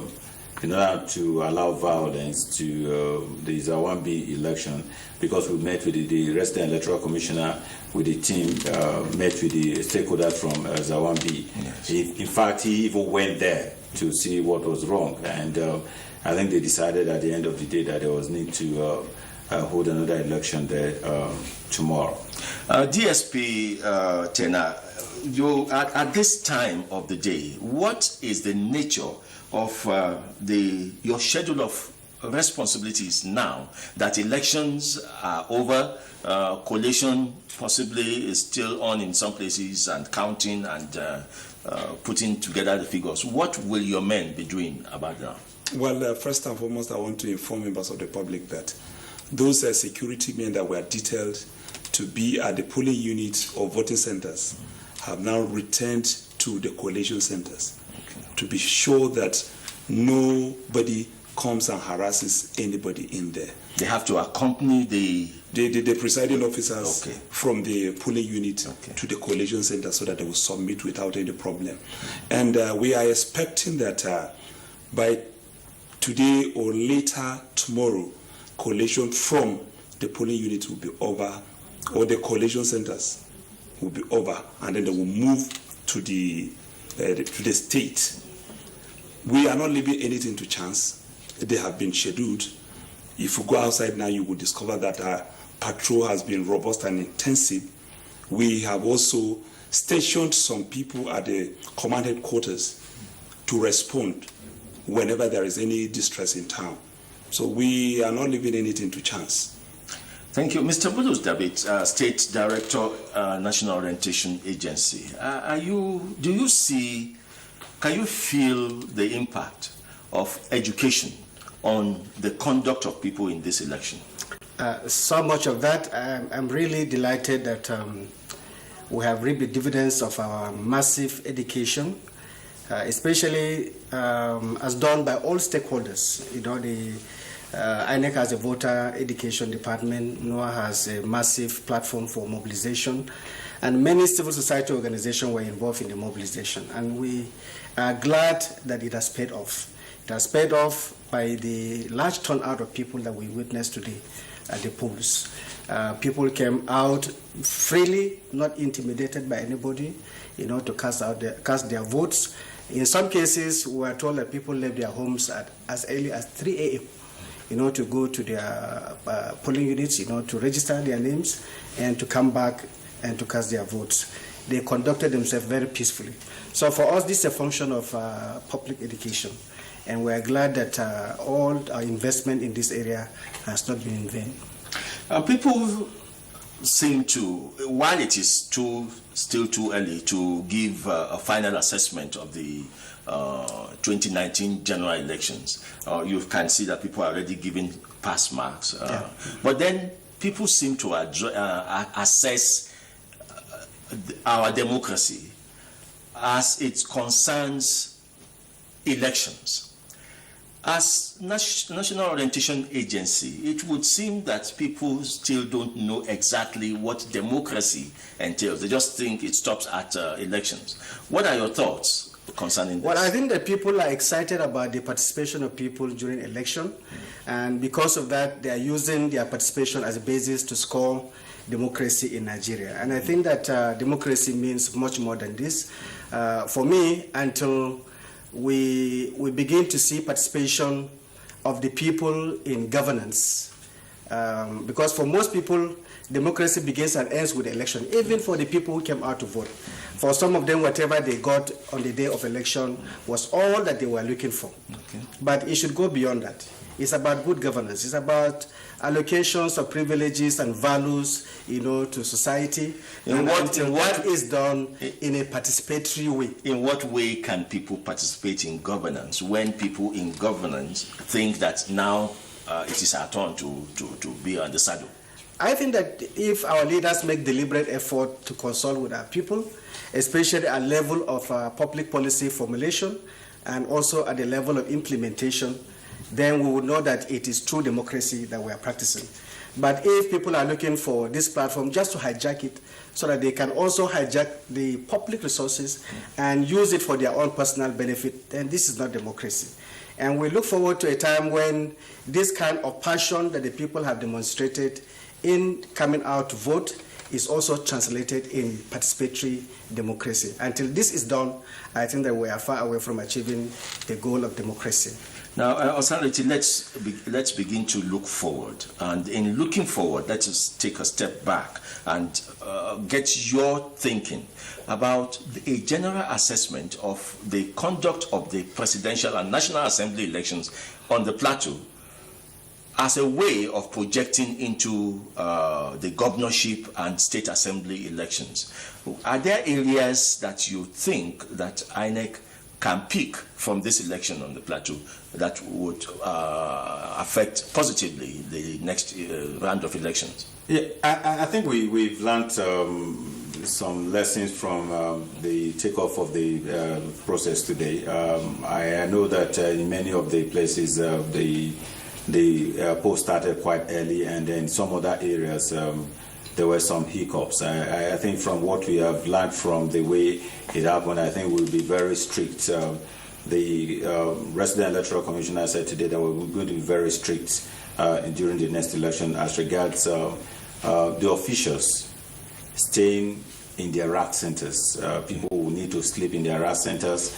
Whoever refuses to carry out the responsibilities given to them, and most of them may not find themselves where they work today, because it's not that we didn't have those materials, it was just because some of the officials didn't do their jobs. All the materials went to the local government areas as early as Wednesday. And Thursday, we expected that they would have finished with everything, and then by that Friday evening, you remember that the RAC centers were activated by 9 a.m. yesterday, and then by 12, all the officials are supposed to have been at the various centers. And we didn't expect that it would get to a level where people would be not distributing their materials early. We expected the essence of the RAC center is to give people the opportunity to share those materials, both ballot papers and everything. And then the vehicles are marked, the security personnel going with them are marked, so that early in the morning, based on the instructions, they were supposed to be at the various polling units by 7 o'clock, so that by 8 o'clock the voting process will start. But we noticed that in some areas, it wasn't that the materials were not there, but the officials were just not diligent enough. So in going forward, we will review the process and see that every individual that is participating in the next election must remain strictly to instructions, because we cannot allow what happened today to happen again, because it wasn't a palatable situation for us. Because we're just jumping up and down to ensure that, because we were getting phone calls, situation room and everything. I think if you even ask Bulu David, there were calls that he had to make. I had to be moving to see the rec. The rec was receiving calls. The rest administrator was receiving calls and all that. So it was just like we were all in a state of moving around to ensure that the event, because that was not what we bargained for. We expected that the polling units should open by 8 o'clock. But one thing we needed to say is that almost 90%, I can assure you of that, almost 90% of the local government, the polling units started exactly 8 o'clock. We got reports from those areas. But even that, we need 100% start up by 8 o'clock. And we hope that after this we review this, and then we know those weak areas where we need to improve upon. Has it anything to do with transportation? Has it got to do with even the officials who are not doing their jobs well? I'm sure by the time we do that, we tighten the loose ends. The governorship election coming up on March 9th will be very, very successful, and we will start very early. We'll come back to the performance of the card readers, but let me take Tene. Are there areas where you had any disruption of voting as a result of conduct or violence all over the plateau? We did it.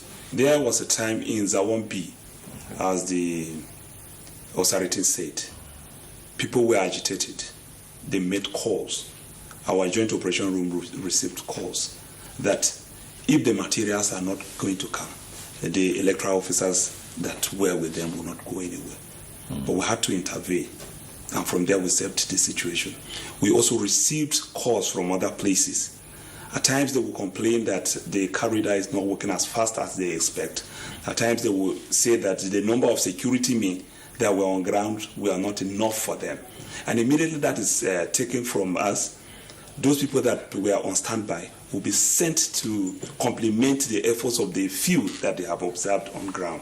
So, by and large, we had a very successful outing today. And nobody complained of the behavior of our personnel, because we trained them very well. We gave specific instruction. We told them to be professional. And by our own assessment, they were very professional in dealing with issues at polling units. Okay, 17 local governments in Plateau State, 207 registration areas. Police deployed personnel. INEC, of course, had to deploy personnel. Did NOA deploy personnel? And if they did, what were they doing for the purpose of this election? Well, NOA is one of the agency that was registered as an observer, internal domestic observer. So our officers were in all the local governments, most of them moving from one polling unit to another one, observing the election, and they will collate reports and send to us, and we'll send it to relevant authorities. Okay, so you are more or less observers too, yes, in this process. Yes. The time of education has gone for now. Yes, for now we would like to see how people are complying with the rules of the game. Okay. And if there are violations, we'll take note, and not just general notes, specific to the units where some of these violations occurred. We will take note of them so that we can inform the appropriate authorities. Unlike other observers that may wait till the chain of elections are over before they put their reports together. Since you have a statutory responsibility to carry out, are you allowed to go on and address these observations before the next election? Certainly, NOAA also have a feedback mechanism that INEC is leveraging on, and that is why Mr. Oseritim said that from time to time I informed him about some of the development that was taking place, because we had to provide immediate feedback to INEC, especially when we discovered that there were some issues that needed to be resolved If they cannot be resolved at the unit level, we needed to inform them about them so that they can quickly resolve them. On the Plateau, what was the percentage? You gave us percentage the other time, but what was the percentage of the performance of your card readers, and how much did it affect late start, wherever it did? Well, I think that our card readers performed quite well. If you're talking of percentage, I say maybe, let me say, about 80%. The reason why I was saying that is because most of the officials, and that is the reason why we had to do a retraining, kind of refresher training for the adult staff. We noticed that some of them didn't really follow the instructions they received from training. Again, to ensure that those card readers worked, we had technical support staff who had to leave from the various, because we had them RATEX in various local government areas, so had to go to most of these areas to assist the use of the card readers. I remember when Mr. Bulu David called me in one of the polling units and found out that the person operating it just said the thing went off and it was not working. And what did we hear? The person said we put in our hibernation. I said that is not the right thing to do. And they had to do, maybe you shut it down and restart. And then what was done, the whole thing started working again. What it really means is that those card readers are quite effective. It is the handling by those who have been trained to handle most of these things that didn't really perform well.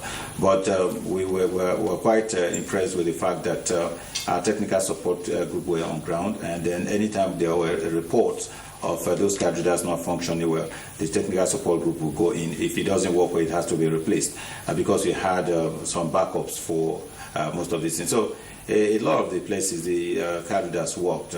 The complaints some people had was that maybe the card reader couldn't read their cards. It may not be because the card readers were not configured to read those cards.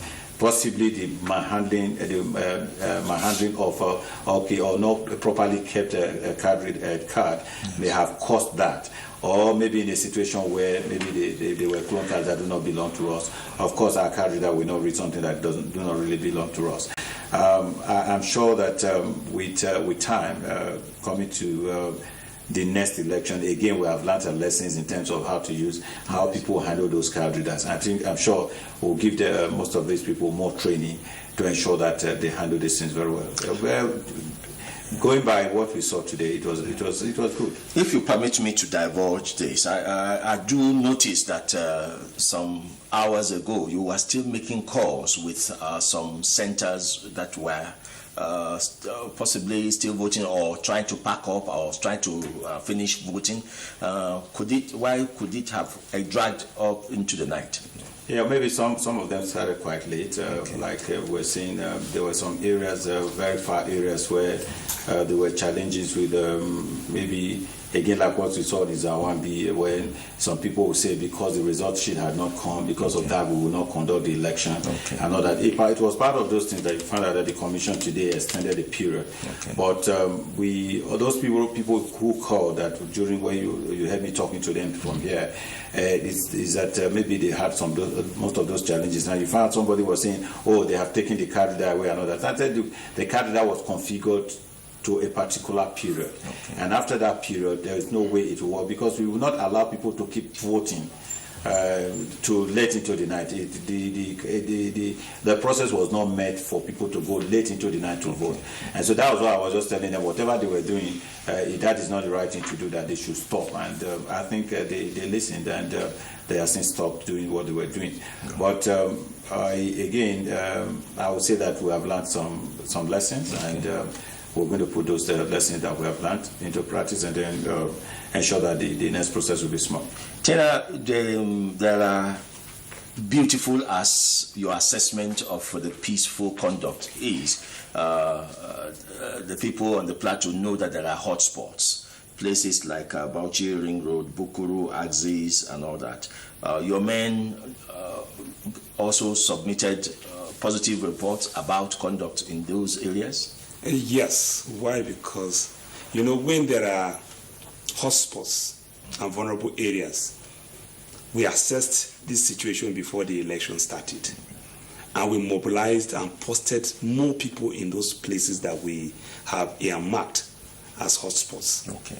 So when they even tried, there was stiff resistance. As such, they could not do anything. So we recorded 0 violence on the plateau.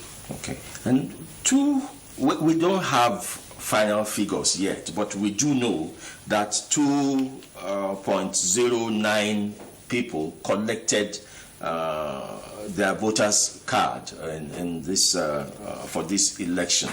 What does INEC?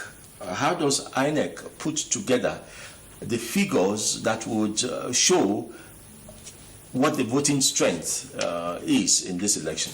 Well, it's after the conduct of the election, after the collation, that we know the percentage of turnout, whether we had over that 2.09 card holders, whether they really came out to vote. But I can tell you there were a lot of, the turnout today was massive. It's as a result of the voter education that we carried out. But I want to say that we may not get up to 2.09. Okay. But I know, because a lot of people said, well, we came, we had our names in the register, the card reader didn't read the card, possibly, but it was very minimal. The percentage of people whose cards were not read by the card reader, we had a very minimal number. Okay. But I think that I'm not too sure that we're going to get up to 2 million, up to 2 million that probably voted in Plateau today. But I know that the turnout was massive. Let's begin to project, as we went down this discussion, about what should be happening now. I'm sure you have timelines for everything that does happen during this election. About this time of the day, should results, particularly of small federal constituencies, is it possible for results to begin to emerge from the morning? Yeah, well, certainly. You know that like federal House of Representative results, yes, by now. Before I came in here, sometime around 9 p.m., the collations were being done in most of those federal constituencies. You know, the federal constituencies, maybe you might have about 2 local governments, yes, or a very large local government that constitute a federal constituency. So results from those areas might come quite early. So it is with these central districts. Yes, INEC of course has the power to announce, but what's the office of the person who will announce the federal constituency? Well, there are various levels of, yes, announcement. For the federal constituencies done at the federal constituency level, okay, at the central level. At the central level, so it's only the presidential election that will be done at the collation center here. But then the full results will be taken from here to Abuja by the resident electoral commissioner. You mean the National Assembly cannot be announced at the states? No, the senatorial districts. Okay. That is where you have the senatorial district returning, okay, officers that have been appointed, just like you have the House of Reps, coalition officers, returning officers there. But for the presidential elections, we could collate, but we can't announce it because the resident electoral commissioner will have to take it to Abuja, yes, where it will be announced, because he will now go to Abuja and give it to, submit it, and then the chief electoral officer of the country, the chairman, will be the final person to announce those results. What we do announce here most times is the governorship elections, and so it is not. We will not do anything final results here, declaring who won in Plateau for the presidential elections. But for the Senate and the House of Reps, okay, they are done within their various senatorial districts and then constituency districts. Okay, and DSP Tena, we are almost into Sunday. When will your men be free and detached from the whole process of this election? Well, that will be determined by the Commissioner of Police, okay, who has a right to give the stand-down order. Okay. If the elections are over, results are announced, he will assess to know whether the people are agitated or not. Okay. If the response is not violent, he will assess and then decide when the stand-down order will be given. Okay. And then the people will relax a little bit, waiting for the next round of elections. Okay. So the Commissioner of Police is the one that has the final order. And on that note, you do know that this period is another period entirely. thank God we have had a very peaceful election. But announcement of result is another thing entirely. Does National Orientation Agency have a role to play at this very critical time when announcements will be made? And what word do you have for Nigerians at this kind of time? Well, this election is governed by law, and we want people to adhere to the law. We would like to advise those who are using the social media, to make certain announcements that they are not supposed to make. And we would also deploy on information on our social media handles, to continue to educate people on the need, to respect the law and adhere to the law, so that we do not begin to have announcements coming in from sources that are not supposed to give such announcements. Bulos David there, the State Director of the National Orientation Agency in Plateau State. We also have been speaking with Deputy Superintendent of Police, the PPRO of Plateau Command, Teopev Tena, and Osareti Emir Rebo. I heard INEC voter education on the Plateau. Thank you very much, gentlemen, for coming on the program. Thank you. Thank you. And now that's what we have for you from Jos. And as we continue to await the announcement, collation and announcement of results, we hand you back to Mohammed Kudu Abubakar in Abuja, who will be leading us through the remaining session of this belt. Mohammed. Very much, Femi. We enjoyed your discussions as well. Welcome back to Nigeria Decides Studio here in Abuja, and I'm still here with our analyst, the Chief Executive of Connected Development, Hamza Lawal. It's good to Thank be you here. for remaining with us. Listening to the discussions in Jos, one interesting thing popped out to my mind. We saw a report where the Commissioner of Police, Plateau State, was the one telling us that there will be a rerun election in some 2 polling units. And I began to wonder, is he the right authority to announce such a major development? No, definitely not. It is quite clear in the INEC Act, and of course the guideline that the INEC guideline, that it is the resident electoral commissioner. I think it's just some miscommunication of the part of the Commissioner of Police in Plateau State, but definitely the decision lies with the resident electoral commissioner in Plateau State. Yeah, well, thank God the head of the voter education of INEC in Plateau, Osareti, has already cleared the air that such a decision is not taken yet, that the discussions are still ongoing. So with that, but one interesting development again is the issue they discussed about, including even our studio in Ibadan, where the NOA officer was talking about various voters at the various polling units accepting results declared without any hitch, without any acclamation, and she was even saying some people were hugging each other and all that. How does this translate to the candidates themselves accepting results? Well, if you've looking at the trend and following all the proceedings, the Nigerian electorate are more informed than aware, but most importantly, they're more matured now.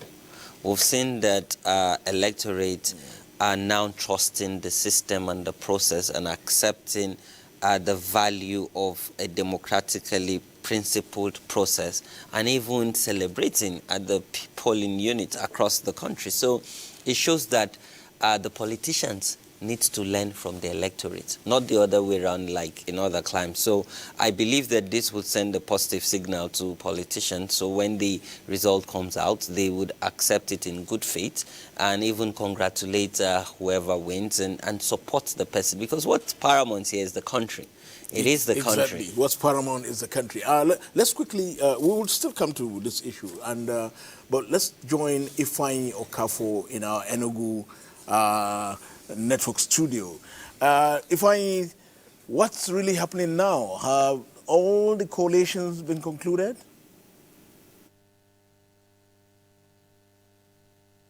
Thank you, Mohammed. Welcome to Enugu Network Center, the Nigeria Decides studio. Well, it's been quite peaceful, largely incident-free here in Enugu, and right now the collation is ongoing here in Enugu. But I have with me here in the studio Comrade Ibokwe, Chukuma Ibokwe. He is a public affairs analyst, and we will look at review what has been going on here in Enugu and other southeast states. But before we go into our deliberations and our discussions, we'll take some reports from our various zones. Now, voters in Udi, Ezeagu, and Oji River local government areas have described the presidential and National Assembly elections as the most peaceful in the history of the state. They said they are optimistic that the outcome of the process will represent the wish of the majority. Ifomandu Okoli reports. At the various centers monitored, which include Aduachi, Ngwouno, Ibite, Agobowa, Abudu, Obinago, and Abo polling units, the turnout of voters was impressive despite the postponement. Eligible voters turned out en masse to exercise their franchise.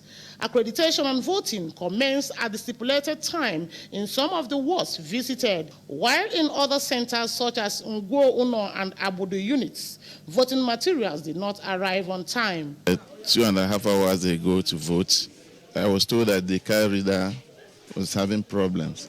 So people started complaining. We waited. The crewmen, the INEC crewmen went back to their office to see if they can rectify it. And we've been waiting for, they just came in now. Had the problem of a card reader not been reading the cards, the PVCs of the voters.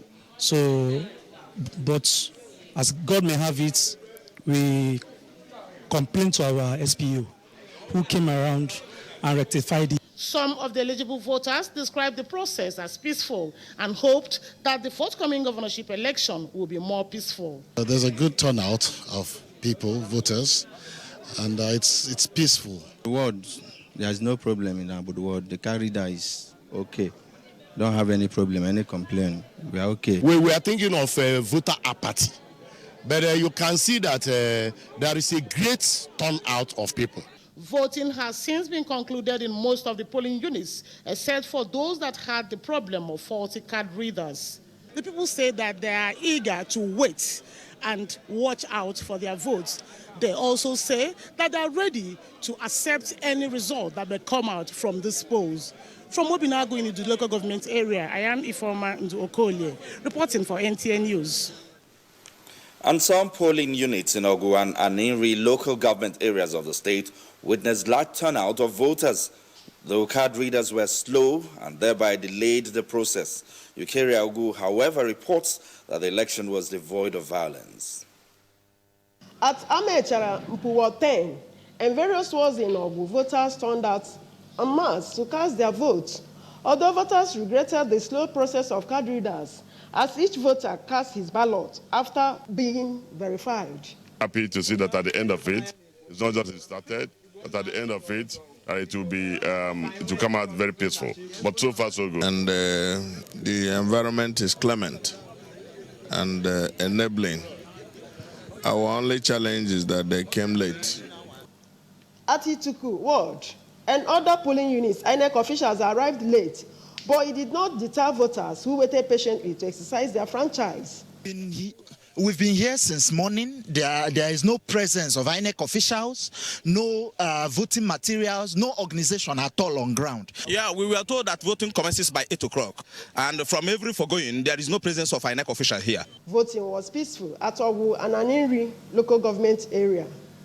In Enugu, Ukeria Ogu, NTA News. The presidential and National Assembly elections in Enugu North and South have been adjudged as peaceful. Chiagonu Aro, who monitored the accreditation, voting and counting of results, now reports. Polling centers visited were filled with enthusiastic voters who did not mind to wait long hours to cast their ballots. For now, I think it is fair and credible, even though there was a little delay initially, but now it's going on fine. There's a little hitches in the beginning, but the logistic, it was a logistic problem. But the intervention of the INEC staff that on ground, they were able to overcome it. You can see by yourself that the voters, everybody queued up peacefully. PDP and APC, both parties are presenting very strong candidates. Our people are politically aware that they know how to exercise their franchise. Everybody entitled to vote who has his PVC must be allowed to vote. Some of these polling wards include Ekoto, Amechi, Okonano, Amechi East, and New Haven Primary School, where voters were eagerly waiting for materials to be distributed. At Prisons Ward and New Haven Market Multiple Center, the crowd was ready to play the waiting game until they cast their ballots and their votes counted. At Boys High School, Okonano, it was a massive turnout of voters. St. Luke's Anglican Church, Obiago, voting was on, and at Obiago Voting Center, in the evening, votes were being counted, and every voter waited to feel the pulse of the results. In all, voters expressed optimism that the voting process was free and fair. This is Edinburgh Ward 8, where the votes are being counted. People have waited since morning to cast their ballots and to wait for the ballot to be counted. From Edinburgh Ward 8, Obiago, Enugu, Chiegonaro, NTA News. Similarly, the presidential and National Assembly elections in Nkanu East and West local government areas was conducted under a peaceful atmosphere. In some of the voting centers monitored, voting commenced early enough. Nnaigwe reports. At Ajagu Ward, Abani, where the former governor of Enugu State and the PDP senatorial candidate Dr. Chimaroke Nnamani cast his ballots, the electorate came out in their numbers to exercise their civic responsibility. The electorate expressed satisfaction with the hitch-free conduct of the exercise. Going on peacefully, though rather slowly. But it's better it's slow than it's not working at all. And as you can see, the area is calm. At Central School, Abani, Akbugo Ward 1, Nara Unateze, Amuri, and Umode, the election was also peacefully conducted. I'm glad because today we're making history. Voting is going on, and I believe the counting also go on. Very peaceful and well organized. However, we're still worried about the turnout. They are voting without any harassment, no inducement. I'm very happy with the conduct. I must commend the INEC. You know, that cancellation obviously must have affected or brought about some kind of voter apathy. The physically challenged and the elderly also came out to vote their choice candidates. Some traders were, however, spotted doing brisk businesses in some of the areas visited. In Enugu, Nnaigwe, NTA News. And from Ebonyi State, there was a huge turnout of voters in Ohozara and Onitsha Council areas. Kingsley Okoro reports that voting was peaceful. Is that the thing is moving on fine, peacefully. The turnout is wonderful. As you can see, everywhere is calm and cool. The INEC officials are already here. As you can see, everywhere is doing very, very well. The little challenges we are having is on the card reader, because the card reader is not getting the capture immediately. Apart from the delay by the card reader machines in authenticating voters, the electorate did not have much problem in exercising their franchise. Governor David Umahi of Ebonyi State and the Minister of Science and Technology, Dr. Obonnaya Onum, commended the electoral umpire and security agents for exhibiting professionalism in the exercise. The exercise so far is very wonderful. The preparation, I must commend the INEC chairman, Professor Yakubu. I'm very satisfied with all the templates put in place by him to ensure free and fair election. And if we have any hitches, it must be from the politicians. Anti-rigging procedures. Officers on duty, they are all doing well. INEC had discharged equitably. There were a few issues in the morning in some wards within Onitsha clan here, Umudomi ward. One polling unit from early in the morning, the card reader was reporting accreditation over. But the ICT officers in the Iraq centers of the two wards ran around and got the matters sorted out. From Ohoza local government area of Ebonyi State, Kingsley Okoro, NTA News. Now, we'll take more reports later, but let's talk to our guest here, Comrade Ibukwe, Chukuma Ibukwe, whom I said is a public affairs analyst, on his observations. Now, finally, the cries and angry criticism in quite some quarters, people have now voted. And frankly speaking, I am quite relieved. What are your observations, and what do you say about the Nigeria Decides? Well, first is to congratulate Nigerians for coming out to vote. After the rescheduled election of 16th, we were thinking that people will not come out in mass like that. But then what we saw today in almost all the states in the Southeast is so encouraging. Well, I'm not also surprised because for the first time, the two major political parties carried out intensive campaign.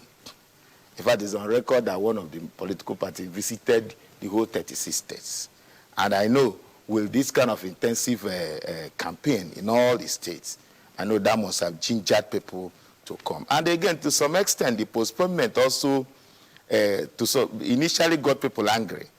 And they say, and again, they adjusted and say, we must come out and vote. But then the underlying thing here is that despite the fact that almost most of the polling booths, they started late, did not meet up the 8 o'clock time as stipulated by INEC. But still, people are commending INEC. Because why? People now have confidence in the process. They have now looked at not commencing early and the malfunctioning of card reader as one of the teething problems, as those logistics problems that has to be fixed. But they are looking at it that INEC as a body is out to conduct a credible election. Okay, now from 8 a.m. to the close of voting, commencement of the collation, what is your general assessment? Well, my general assessment is that from what we have, particularly in this area, it's a violent-free. It's violent-free apart from a little pocket of violence in Anambra State, where from the news we're getting that INEC might reschedule the election in that area. People came out en masse. People had confidence in the process. People are determined to elect, their leaders. And that is to say, well, in our democracy, we are advancing. And that is to say that we are moving from where we are. Because if you look at George since from between 2015 and now, you will see that we have moved, we have, gained ground successfully. Unlike what we had before 2015.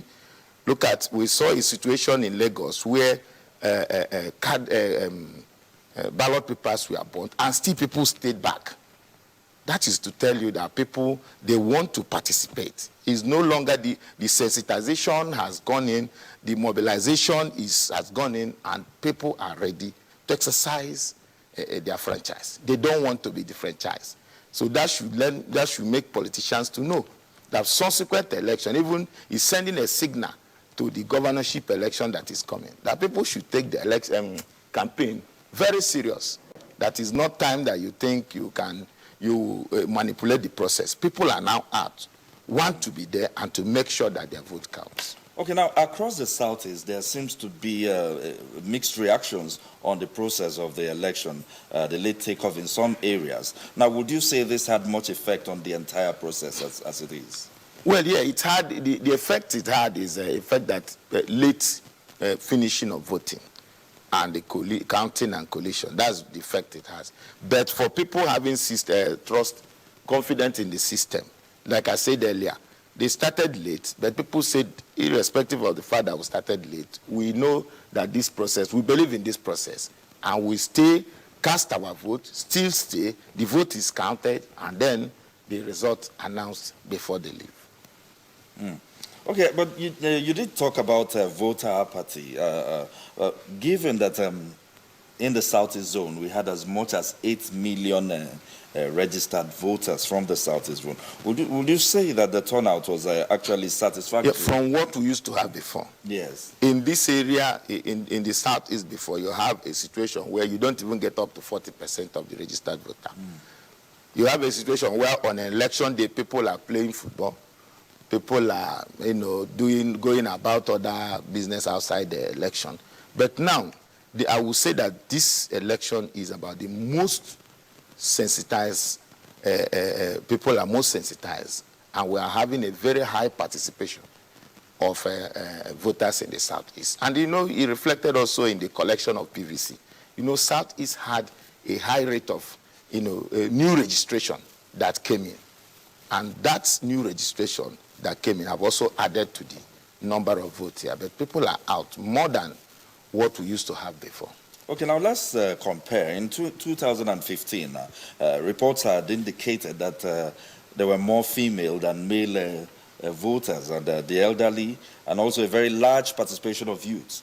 Now, what did you observe in the 2019 elections in this regard? It's always the case. Women are always in numbers, more in numbers, sorry. They will always come earlier than the men. In fact, we have a scenario somewhere in Enugu where a woman came with a mat and 2 pillows and even the food and said that she is not leaving. She will remain here until she casts her vote. That is show you how determined. Those women are determined. And I bet you women will still outnumber the men in this 2019. Now, talking about security, now how can such lapses be effectively checked where you have thugs and snatching of ballot boxes and all that? Well, I want to also commend the security team in the Southeast, particularly in Enugu State, because I think we noticed their presence everywhere. And for the first time, I want to say this, for the first time, we are watching security men doing their job professionally. Doing their job professionally, not harassing anybody, being at the polling centers and making sure that things are going, and where it is necessary for them to correct, they correct. Where it's not, they remain professionally. Unlike before, when they were used. And we saw the VIPs coming without, security attached to them. Okay, how would you really assess the conduct of political parties and the polling agents in the course of the exercise? Yes, they performed well, and we can now see at the end of the day, there is no bickering among them. Because before you see from the polling, after the casting of votes, counting, you start getting bickering, fights, and they erupt into violence. But now you see people hugging themselves. You see people, accepting the results, signing, just maybe probably knowing that that is how it's going to go because of the intensive campaign between the two major political parties. Okay, Comrade Ibokwe, we'll quickly take another report now. The resident electoral commissioner of Ebonyi State, Professor Godswill Obioma, went round some polling centers in Abakaliki. Uchechukwu Chiwezedam reports on his findings. The resident electoral commissioner, Professor Godswill Obioma, who went round 2 major polling units with 14 voting centers within Abakaliki, the Ebonyi State capital, said the exercise recorded success, judging by what he saw on ground and the reports he got from other parts of the state. How was it? No shooting, no fighting. Observed that the manner with which the ad hoc staff did their job contributed to making the exercise hitch-free. Ensure that when you're taking results, they are accompanied by security. It's very important. There are 160 polling units and 147,440 registered voters in Abakaliki local government area. In Abakaliki, Uchechukwu Chibezidam, NTA News. Now, the just concluded presidential and National Assembly polls have been described as violent-free and a credible exercise. The resident electoral commissioner, INEC Enugu State, Mr. Emeka Onanamadu, made this known to journalists at the INEC office, Enugu. Kelechi Ochiaga reports. Mr. Onanamadu described the participation and enthusiasm of the people of Enugu as the first of its kind since the return of democracy in 1999. People are becoming interested in governance, of course. People are becoming interested in their government. People are becoming interested in those who represent them. People are becoming interested indeed in their lives and their livelihood, because there's organic link between governance and your life and your livelihood. Other security chiefs at INEC office commended the violent-free situation recorded in most of the polling booths across the 17 local governments of the state. Security situation was and is still quite good. We didn't know it would be so good anyway, because you do your work and then you leave the rest to God.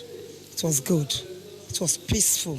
Electoral officers from the 2,958 polling booths in Enugu State are expected to take back the collected result to INEC. In Enugu, Kelechi Ochiara, NTA News. And that's it from the Enugu Network Center. We want to thank our guest for being so patient and staying with us all through. Thank you. And it's back to you, Mohammed, in Abuja. Thank you, Ifeanyi. And we will also formally receive Donald Verejo in Port Harcourt, Nigeria Desert Studio in Port Harcourt. Donald, what's going on? Give us an update. Welcome to Port Harcourt. We are standing by waiting for you to link up to us. We're looking at the issue of electoral violence and trying to proffer solutions from around the table here to the issue that has some disruption to the elections in parts of Rivers State.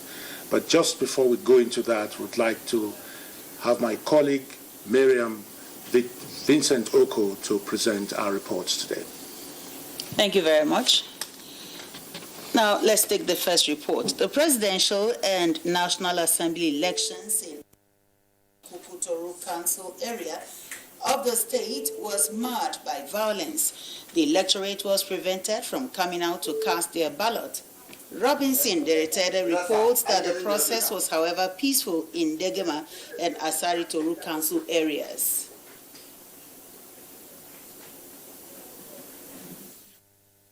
Like a theater of war in Abonima, with hoodlums shooting sporadically to probably scare voters from coming out to exercise their franchise.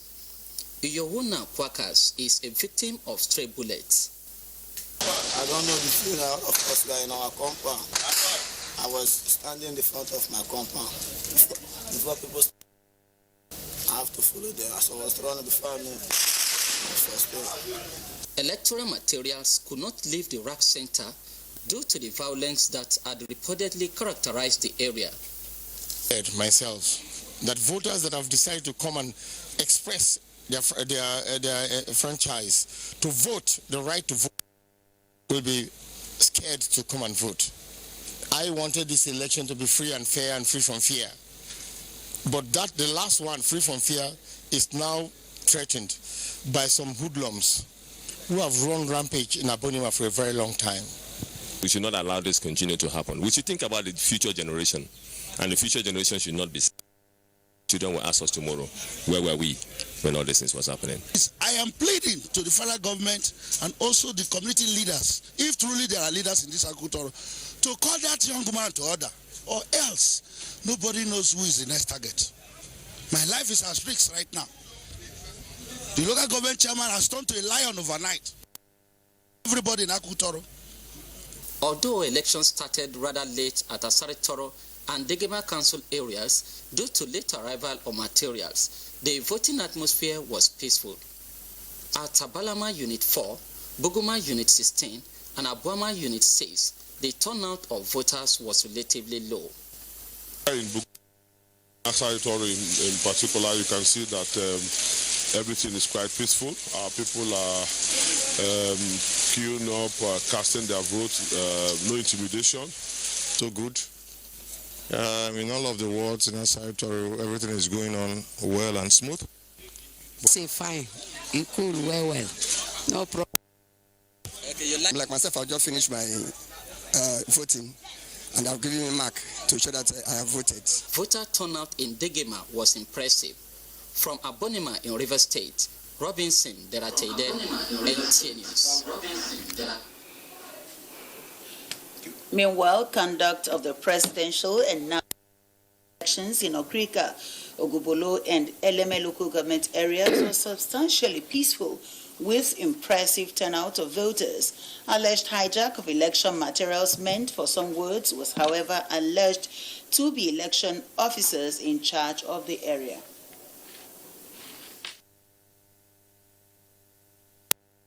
The process in Okrika was generally peaceful, but with alleged hijacking of electoral materials for 4 referendum votes in the area. Electoral officer in charge of the area, Mr. Leo Okun, confirmed the incident and said he's working round the clock with the security agencies to recover the materials. I updated my honorable commissioner who is in charge of the state. Immediately, I confirmed that. I updated him. And so he's aware of this situation.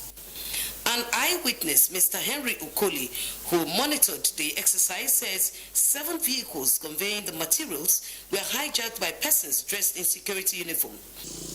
I am present at the event. It was not too long. We begin to find out that all their phone numbers, because as they left the local government council, I communicate with them. But from now, all their phone numbers will switch up. These 7 drivers. However, voting in most polling units in the area commenced about 11:30 in the morning due to the incident.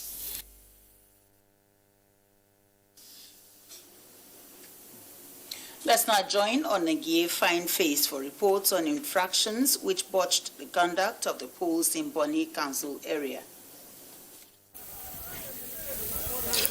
Ordinarily, the INEC office here in Bonny is the particular location where election materials and personnel briefed and dispatched to the various wards and units. The case today is quite different. For hours, ad hoc staff, security agencies, observers, and even members of the press have been in this location waiting to see election materials and personnel leave the premises to their various units, but that has not happened. Yes, you see that people cannot move. People, group of people say that nobody should get out of this place. Okay, they don't come out. They have gone out. That was next because people want to see voting taking place in Bonny. All the SPOs and their presiding officers should move to the field. They should move to the field. Materials. Having shared materials, it is left for SPOs and their presiding officers to go to the field. So what is stopping them? What is obstructing them? If you have given them materials, why haven't they gone to the field? I have told you the basic problem here. As a matter of fact, for some time now, the place was turned into a kind of a war zone where gunshots were heard and fired, where tear gas canisters were released on everybody there. People were coughing, sneezing, running helter-skelter, trying to avoid getting into harm's way.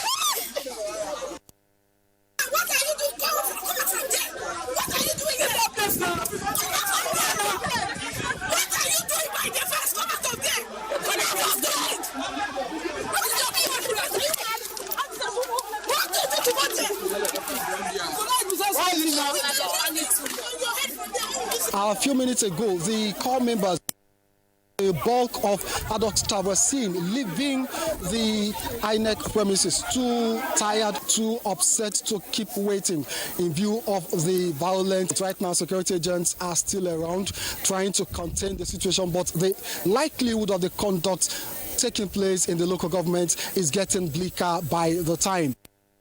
that was seen earlier leaving the INEC office holding his face with handkerchief, and we suspect he may have sustained some temple injury. That's it so far at the INEC office in Bonny. Thank you very much, Onengi. And from our Akwa Ibom State comes the report that Governor Udom Emmanuel reminded security agencies of the need to remain apolitical in the discharge of their duties during and after the elections. Governor Emmanuel was speaking shortly after voting at Awa Ward 1, Unit 1 in Ona local government area. Let's join Clement Barakwi as he brings us details. I am at Awa Ward 1. 001. In this minute, we have 779 registered voters, including the governor of Akwa Ibom State, Udom Emmanuel. The governor has just finished casting the ballot, and before then there was an issue. The card reader could not read the fingerprint. Apologies there. We lost signal from our Port Harcourt Nigeria Decide studio. Back to Nigeria Decide studio here in Abuja. I'm still here with Hamzat Lawal, Chief Executive, Connected Development. Well, they appear to be back. We will hand over to Mariam Vincent Okon. Over to you. Too early to assess. Let the process go on for at least 2-3 hours, then I can assess it. Okay. We must be worried about the level of violence that we have seen, the amount of disruption, and across the table here, guests from my far left, I have Barrister Haya King, a human rights advocate. Thank you very much for having me once more on this occasion. On my far right, I have Dr. Menazu Jackson of the International Society for Social Justice and Human Rights. Thank you very much. Good evening, viewers. And immediate left, we have Gloria Bumahari, publisher of Africa Update. Thanks for having me once again. Good morning. Welcome all. This issue of violence at elections, which we've seen play out in a number of places in Rivers and elsewhere in the country, is without a doubt what is the way out? Because it's an ever-present danger to the electoral process. I think the way out, Donald, if you ask me, is to do what the Asari people did. Yesterday I was already commending the Calabari, but right now I'm withdrawing that comment. Abonima Aziz, that's the Akokotoro people. Look at the Asari people. Asari, they sat down and they have agreed where even the main warring factions come from. Talking about the Ojukaye, the Buripapa, the Tuotamuno, and all the major players. The way out is for these people to come together and agree and say, look, if we kill anybody, we are killing our brothers. So don't kill anybody. The other place where I'm worried now is Bonny, where I come from, the Bani ethnic nationality people. We are not... This night I just saw in Bonny is... I am totally disappointed. We are not known. The Bani people are not known for violence at all. We never hear anything from the Bonny, Opobo, Ndoki, Azi. That's the three tribes that make up the Bani people. We never war. We never bothered about this. Issue is troubling me. I am so much worried. I don't know what the elders didn't do that made this type of violence to take place. So for me, the solution is the factions will come together. Hey, look, this election, anybody that wins should win. We are not here to kill. If you abandon that they went and kill their own brothers, I am expecting a reprisal attack because it will happen. Let Andoni people be careful. Let them not begin to eliminate their elites because of election. What must the government do? The government has a role to play. The government also have to do a lot of orientation. Talking to these people, meeting, as we didn't say, the Ogoni, the Ikwere, the Emoha, the, Omoko. Now, Bonnie, that we have never experienced this type of thing, you are waking up to take up. Go and ask Okrika and Calabar, the people they lost between 2003 and 2007. Go and ask them. The body should go and ask them. If you want to engage in violence, go and ask this. I can close my eyes and tell you some of the youths I know that we are killed in Bonny, Okrika and Calabar. I still remember their name. If I know them one-on-one, killed and without recourse. And now you want to, Bonny should be very, very careful. I'm warning Bonny seriously, Bonny people, you are not known for this. Don't engage in this. Go and ask Okrika, the people. Coming.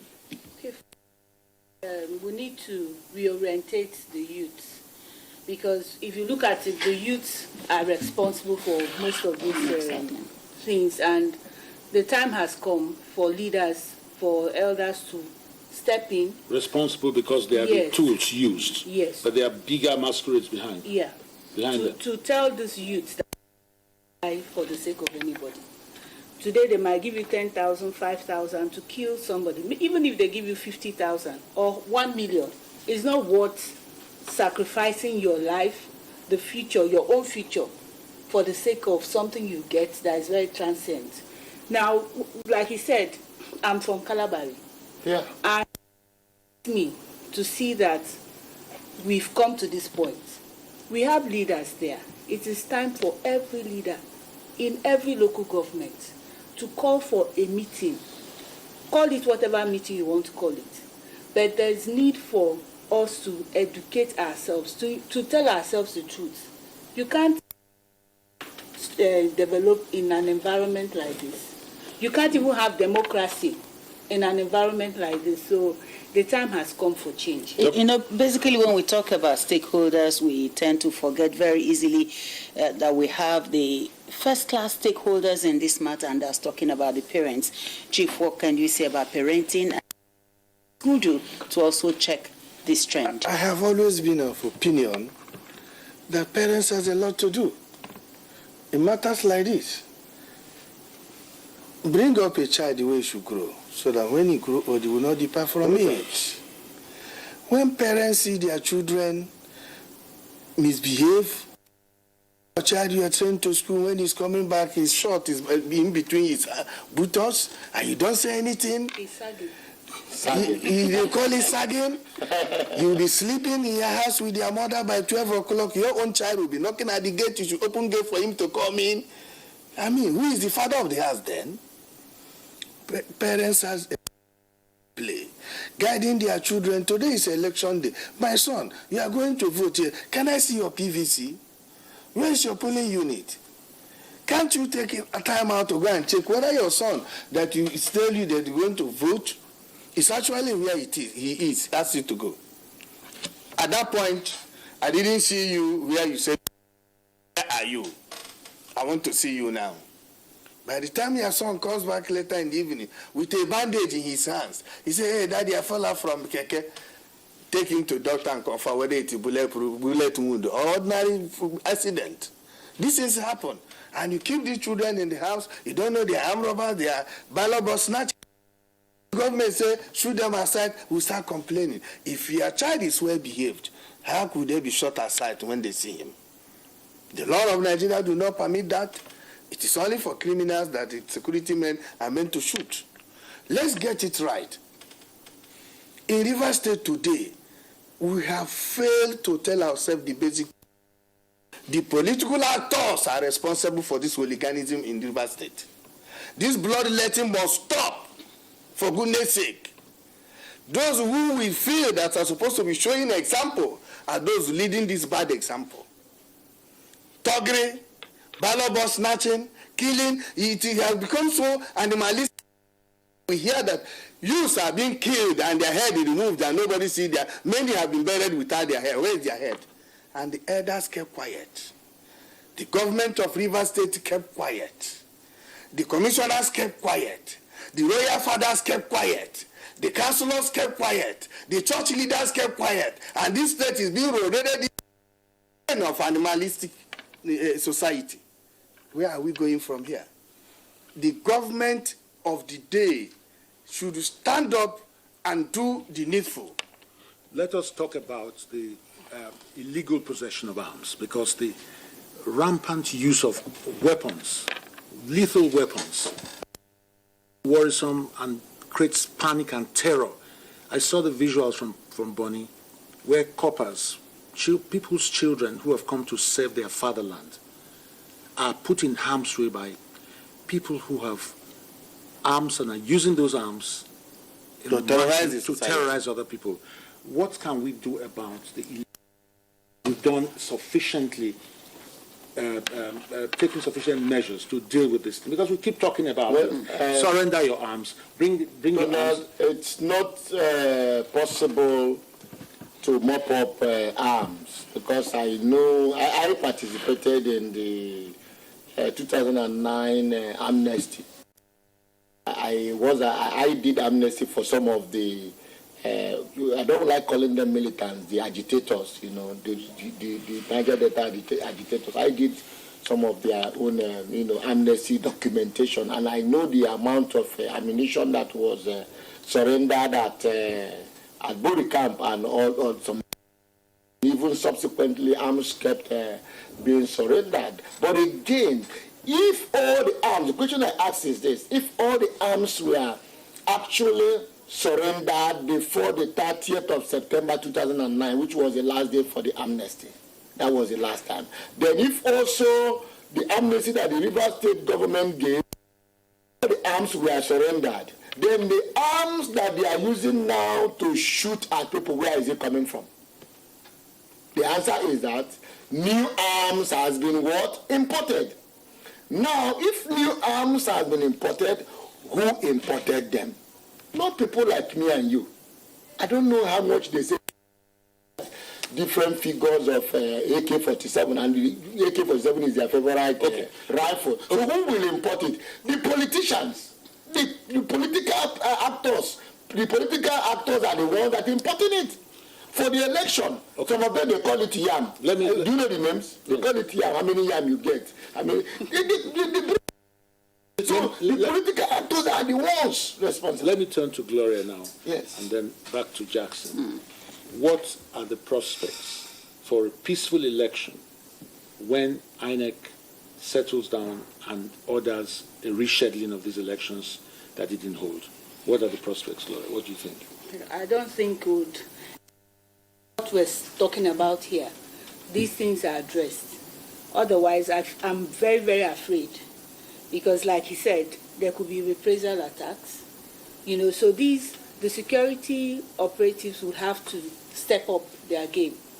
If we're saying in Bonny we had incidents, we had in Abonima, there has to be adequate security there.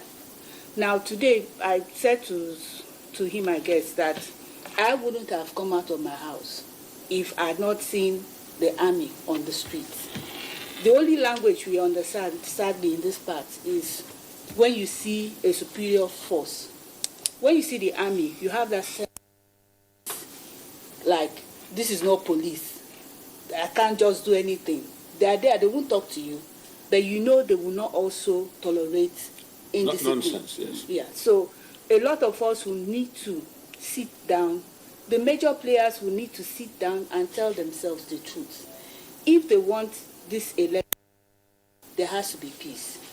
If they want these rescheduled elections to hold, then they need to call whoever these boys are to order. That's the only way out. Okay. Otherwise, if we leave things the way they are, you've killed me, I'll kill you tomorrow. That's how it is. Dr. Jackson, you want to say something about how you think? Yeah, we can make progress if we agree. If the Rivers people, the youths and the elders and the political actors agree there should be peace. One of the problems we have is that we have found ourselves in a sad situation that square pegs are forced round holes. And because they cannot fit in, they think that they can do that through violence. That's exactly what is happening. Okay, Chief, we've been told that we have limited time on the program, but just before we sign off, let me find out from Barrister, how would you describe the action of INEC, first in admitting that there was violence in Rivers, and finding a way out by stating categorically that stakeholders will be consulted and a new date will be fixed for a rescheduled election. But definitely INEC didn't have an option. It was an obvious fact. You know, the facts speaks for themselves. That's what we say in law. When the facts are clear, you don't argue them. You just admit them the way they are. So it's there. But INEC also should consult the political stakeholders, like I have said. Like I told you, that they have already said. In 2015, the stakeholders in Calabar, Calabar and Okrika. That's through violence started with Calabar and Okrika. They killed themselves so much. And 2015, they sat down and said, no violence. And this year again, I can see that replicated in Asaritori. But Abonima, Akukutori has taken the other way. But they want to learn work. Let them go and ask for Okrika. That fowl that sell, Okrika sold the mother. You want to go and sell a fowl. The fowl you want to sell, the mother was sold by somebody. So Bonnie should take a cue and stop immediately.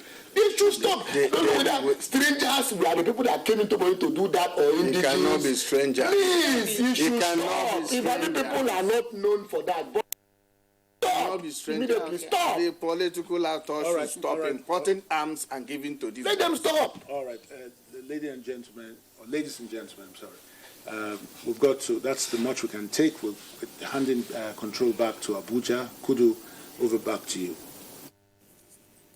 Thank you, Donald. Very interesting discussions there and really frank to yourselves. Welcome back to Abuja, the side studio. And I'm still here with Hamza Lawal of one of our very, very big observers here of connected development. You listen to the discussions in Port Harcourt. I must say they were frank to themselves, and only that they did not provide any solutions. So, as an observer whose NGO or observation institution appears to have violence-free electoral process as one of your cardinal points, what would you suggest should be the way out? Because we have another round of election on the 9th of March. Well, for me, I think what's important is to broker dialogue. For us to enjoy sustained peace, there must be an avenue where we create safe space for dialogue, where people can air their grievance and ensure that they communicate within themselves. And we need to also make them understand that what is the cost of this violence. A lot of people don't attribute it to how much economical loss that they get. So how has this affected them to enjoy the dividends of democracy? I think if they are well communicated, then they would embrace peace, because without peace, there is no prosperity. And then do you think the dialogue from now till the 9th of March will be enough to ward off any likely possibility of violence? I think that we focused more on the presidential election and we got the candidates to sign a peace pact.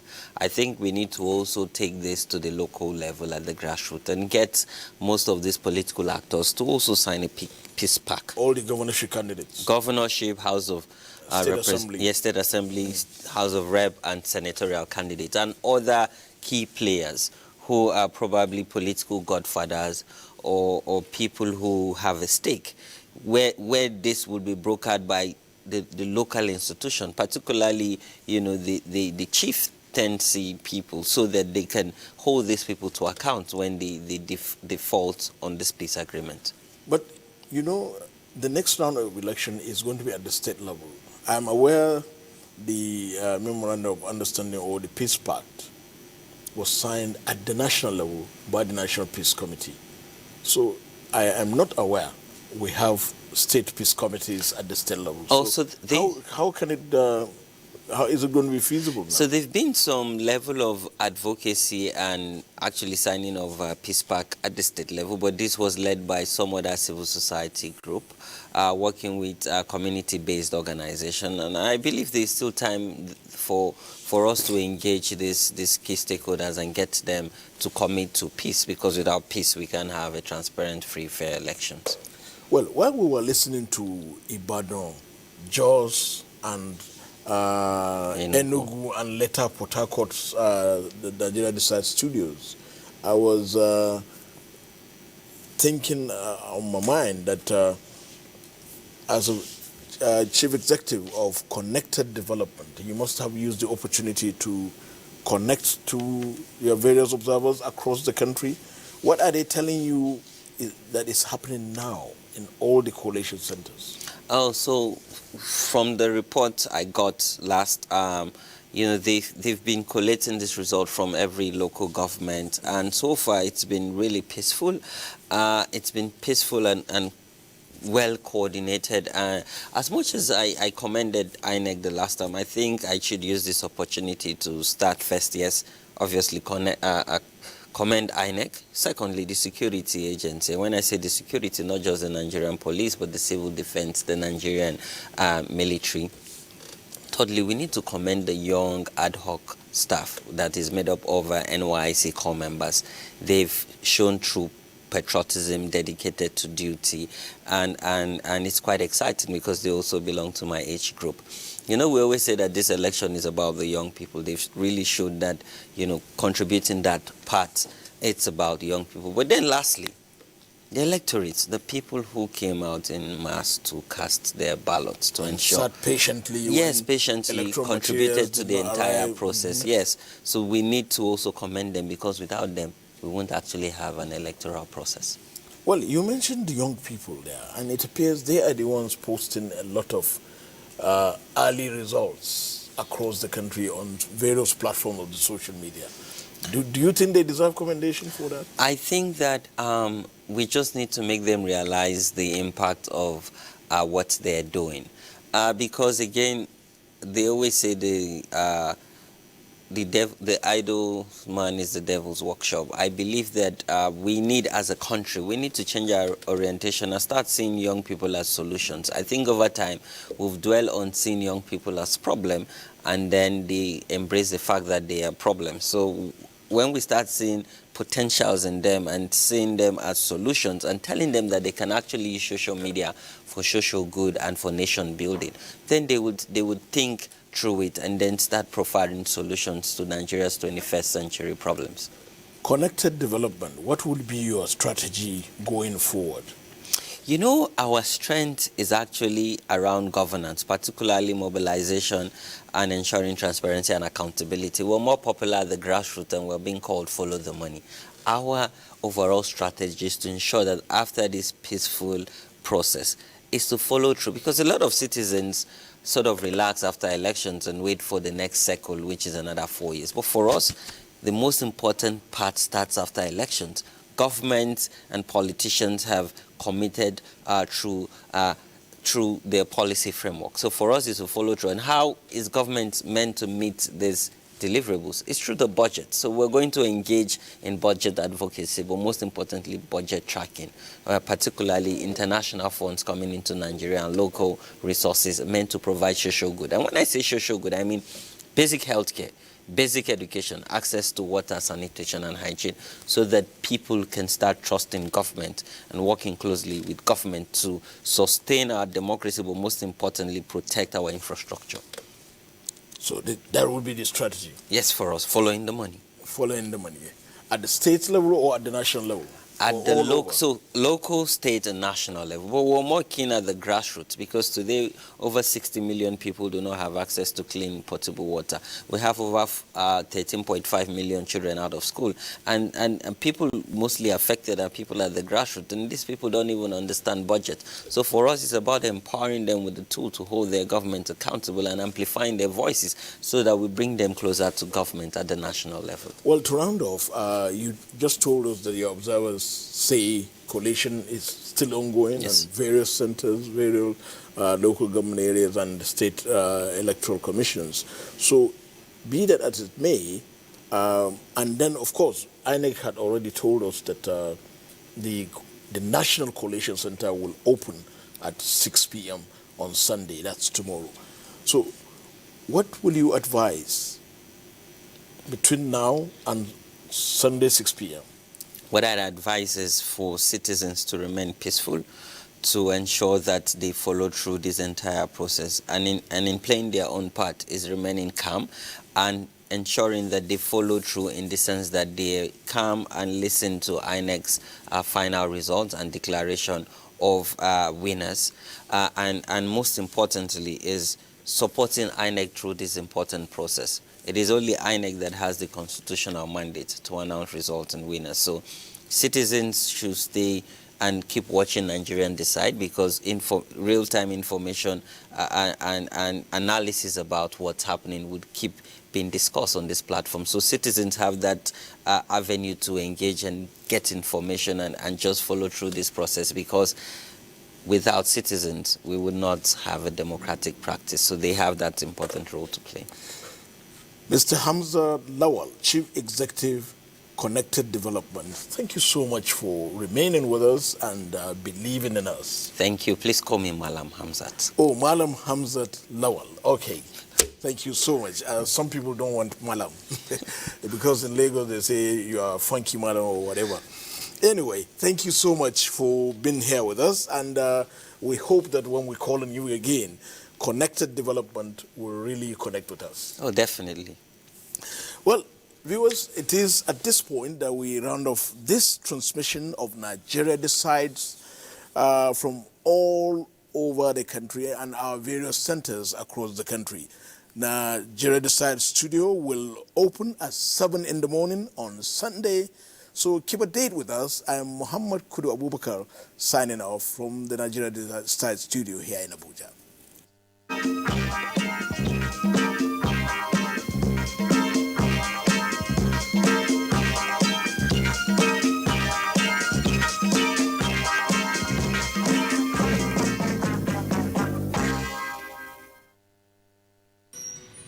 A popular saying in Nigeria goes that at the time a cockerel matures,